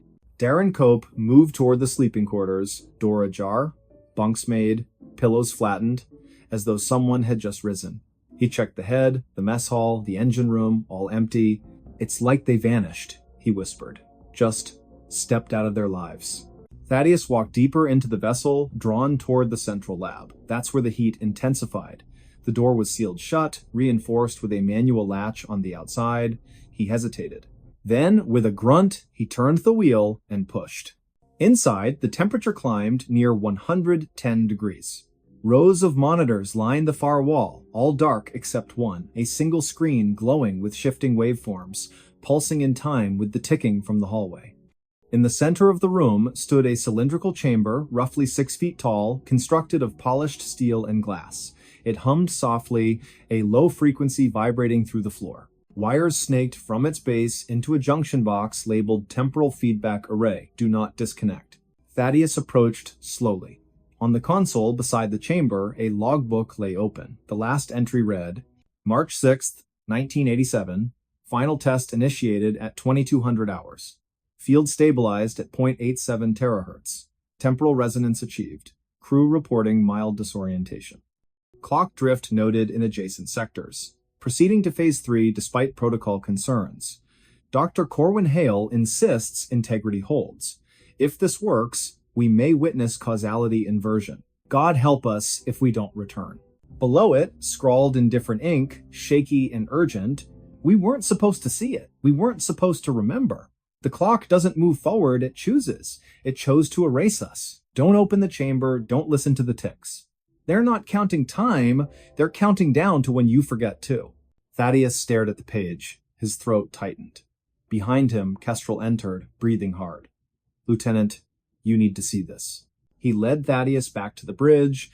The navigation system was offline, but the backup chronometer, factory sealed, never tampered with, was spinning wildly. Not just the second hand, the entire mechanism, hour, minute, second revolving in reverse. And then, abruptly, stopping. It read, 4:17 a.m., March 7th, 1987. Exactly the time they had arrived. "No," Thaddeus breathed. "That's impossible." Kestrel pointed to the radar scope.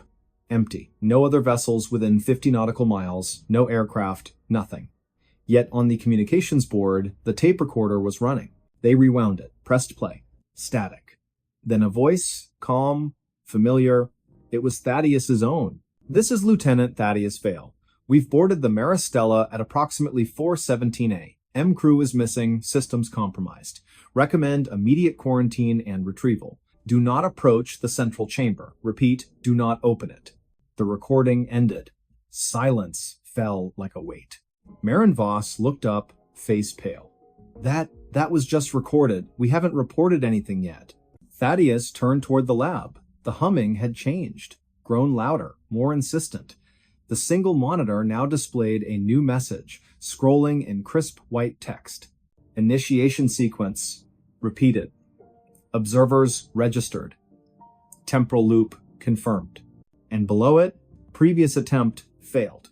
This cycle must succeed. Darren backed away, shaking his head. We weren't the first ones here, were we? Thaddeus didn't answer. He remembered the thermos, the gloves, the warmth. Someone had been here moments before, or someone would be, and they'd left clues, warnings, for themselves. Because if time wasn't linear, if the past and future could bleed into the present, then perhaps they weren't rescuers. Perhaps they were echoes. Back in the lab, the chamber began to vibrate. A thin crack appeared in the glass. From within, a shadow shifted. Not human, not quite, but familiar. As if seen in a dream, or remembered from a photograph taken years ago. And then the clock stopped. Every single one. The silence was deafening. For 3 heartbeats, nothing moved. Then, simultaneously, they restarted. But this time, they all showed the same time. 4:13 a.m., March 7th, 1987. 4 minutes earlier. Thaddeus felt it then, a pressure behind his eyes, a tingling in his fingertips. A memory surged, unbidden. Standing on this very deck, gripping the hatch, hearing Kestrel say, "Something's wrong," as if for the first time, only he hadn't remembered that before. Or had he? He turned to the others. Their faces were blank, confused, as if waking from sleep. What are we doing here?" Marin asked, blinking rapidly. "We just arrived," Kestrel said, stepping forward. No response to radio hails, no crew on deck, not even a flare. Thaddeus froze. He had heard this before. He had lived this before. And in that moment, he understood. They weren't breaking into the loop. They were trapped inside it. The Maristella wasn't abandoned. It was waiting for them to make the same mistake again. And somewhere, deep in the bowels of the ship, the chamber pulsed once, like a heart remembering how to beat. Months later, the official report listed the Maristella as lost at sea, presumed sunk during a sudden storm front. All hands missing, presumed dead, the case was closed, files archived, survivors, none. Evidence, scant. Just a few corrupted audio logs, a set of mismatched timestamps, and one handwritten note found in Thaddeus Vale's personal effects delivered to his sister's home in Asheville, North Carolina, with no return address, postmarked June 11th, 1987. The note read simply, "I remember the clocks. I remember the heat. I remember saying the same words, seeing the same faces. I don't know how many times I've lived this. But I know one thing, if you're reading this, I failed again. And you're next. Listen carefully. When you hear the ticking, don't follow it. Don't open the hatch. And whatever you do, don't trust the time on your watch." The letter was dated March 7th, 1987. But the postmark was from March 7th, 2024. And in a small attic drawer in Asheville, buried beneath old photographs and yellowed letters, a single analog clock sits untouched. Its hands have not moved in 37 years. Yet every night, at exactly 4:17 a.m., it ticks once, as if reminding someone, as if calling them back. Ohio's Vanishing Room legend turned out to be a crime scene. In the quiet, rolling hills of southeastern Ohio, where the trees grow thick and the fog clings to the valley long after sunrise, there stands an old farmhouse just off State Route 327, near the unincorporated community of Gloucester. The structure, weathered by decades of wind and rain, has stood vacant since the late 1980s, its windows shattered, its roof sagging under the weight of time. Locals have long avoided it, not out of mere disrepair, but because of a story whispered in hushed tones at county fairs and over coffee at roadside diners. They call it the Vanishing Room, a place said to swallow people whole, never to be seen again. For years, it was dismissed as folklore, a ghost tale spun to scare children from wandering too far into the woods. But in the autumn of 2017, when a young man named Thaddeus Mallory disappeared without a trace, the legend took a chilling turn, because what investigators found behind those crumbling walls wasn't a myth, it was a crime scene. Before we begin, tell me, where are you listening from and what time is it there? It was on a crisp morning in early October, the kind where the air smells faintly of damp leaves and wood smoke curls from distant chimneys, that Sheriff Elias Crane received the call. A missing person report had been filed by the elderly aunt of Thaddeus Mallory, a 23-year-old aspiring photographer from Athens, Ohio. Thaddeus had told her he was going to explore some abandoned properties for a photo series titled Forgotten Corners. His last known message, sent via text at 6:47 in the evening on October 3rd, read, "Found something strange at the Gloucester house. The back room doesn't match the floor plan. Walls feel wrong." Then, silence. Sheriff Crane, a man with 31 years on the force and a face lined by both sun and sorrow, knew the Gloucester house by reputation only. He'd heard the stories of hikers who claimed they entered the house and exited miles away, of teenagers who swore they saw a door where none should be, opening into a space that defied logic. But he was a practical man, grounded in evidence, not superstition. Still, when no sign of Thaddeus turned up after 2 days, not at his apartment, not at his favorite diner, not even on surveillance footage from the gas station on Route 59, he ordered a search of the property.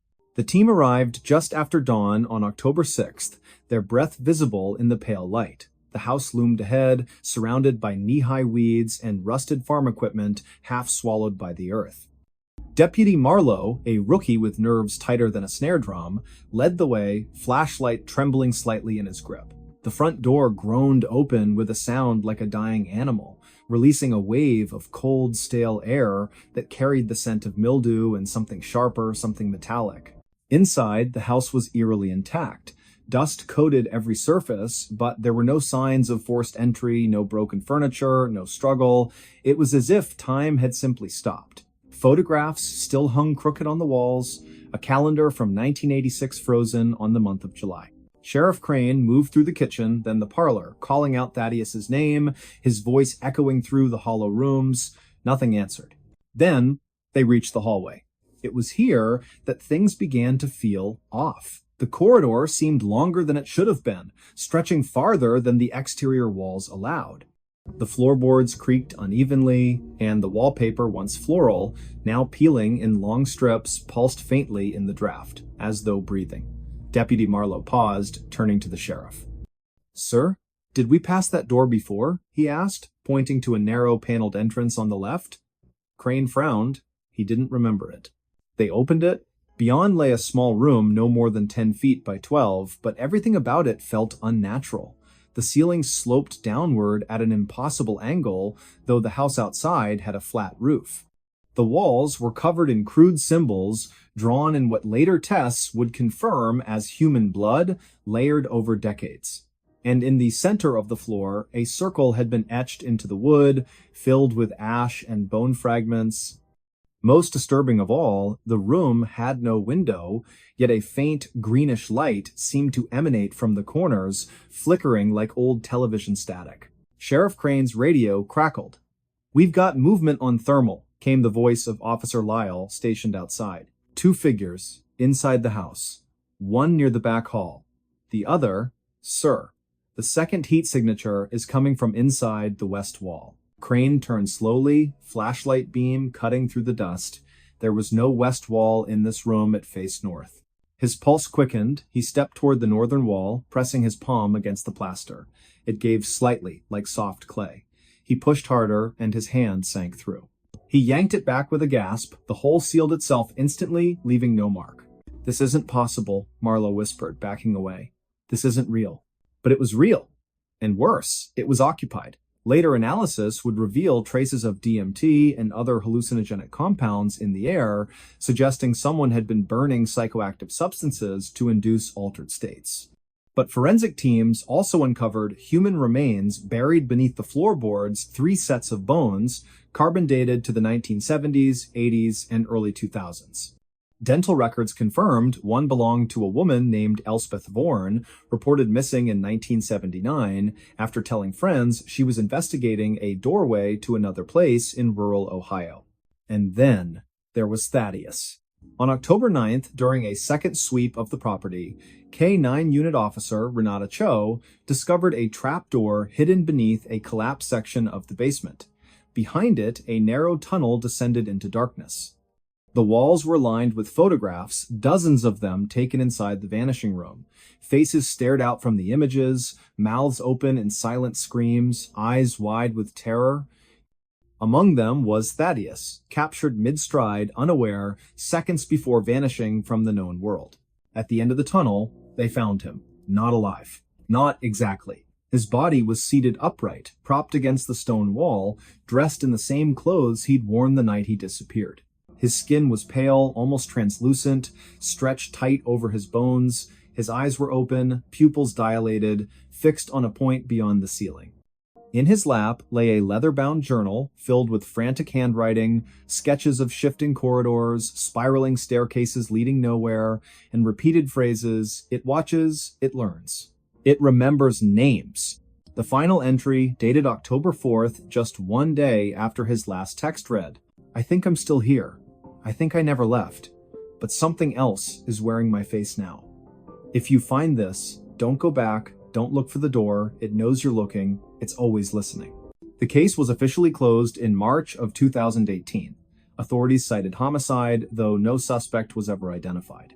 The house was condemned and scheduled for demolition, but crews refused to touch it. Dynamite placed at the foundation failed to detonate.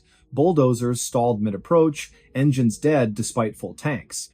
Eventually, the state erected a chain-link fence around the property, topped with barbed wire, and posted warning signs, "No trespassing, hazardous structure." Yet, even now, nearly 7 years later, locals report seeing lights in the windows on foggy nights.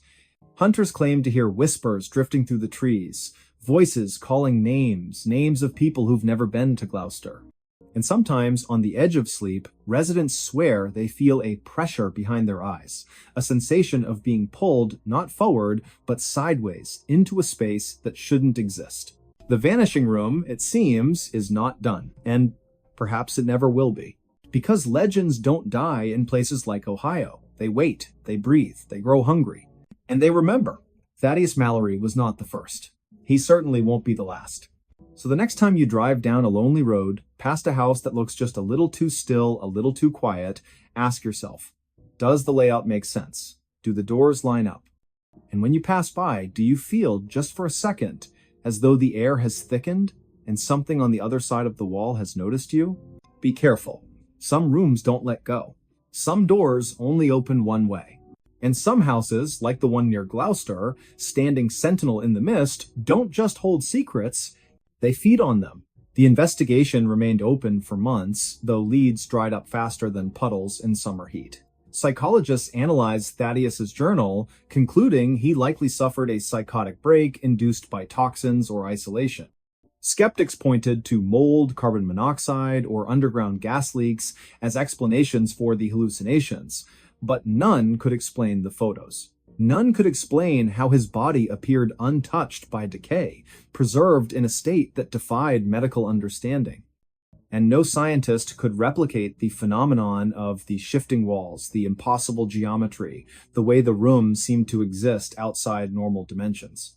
Dr. Corvin Hexton, a parapsychologist from Case Western Reserve University, visited the site in May of 2018. He brought with him electromagnetic field detectors, infrared cameras, and a team of graduate students. They spent 3 days collecting data. On the evening of the third day, Hexton entered the vanishing room alone, determined to meditate and record any anomalies. He never came out. Search parties combed the area for weeks. His equipment was found scattered near the basement entrance, cameras smashed, notebooks burned, audio recorders filled with static, and, at one point, a whisper in Hexton's voice, "It showed me the others."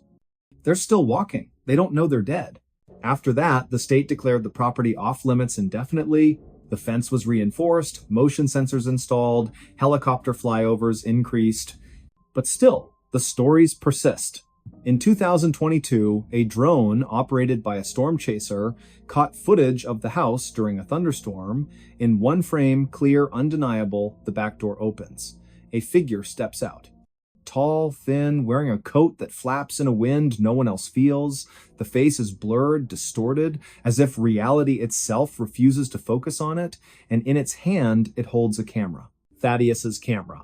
The video went viral, then vanished from the internet within hours, pulled by unknown authorities. The storm chaser claimed he received a visit from men in dark suits who said nothing, only handed him a sealed envelope and left. Inside was a single photograph, his own face, taken from inside his bedroom sometime during the night. No one believes him, but those who've studied the vanishing room know the truth. It doesn't just take people, it replaces them. And the ones who come back aren't really back at all. They're echoes. Echoes with instructions. Now consider this. When you walk through your home, do you count the doors? Do you notice if the hallway feels longer today than it did yesterday? Have you ever stood in a room and thought just for a moment that the walls leaned in slightly as if listening? Because somewhere, deep in the heart of Ohio, a room waits. A room with no right to exist. A room that remembers every footstep, every breath, every name spoken within its walls. And if you listen closely, on the very edge of silence, you might hear it. Not a creak, not the wind, but a whisper calling yours.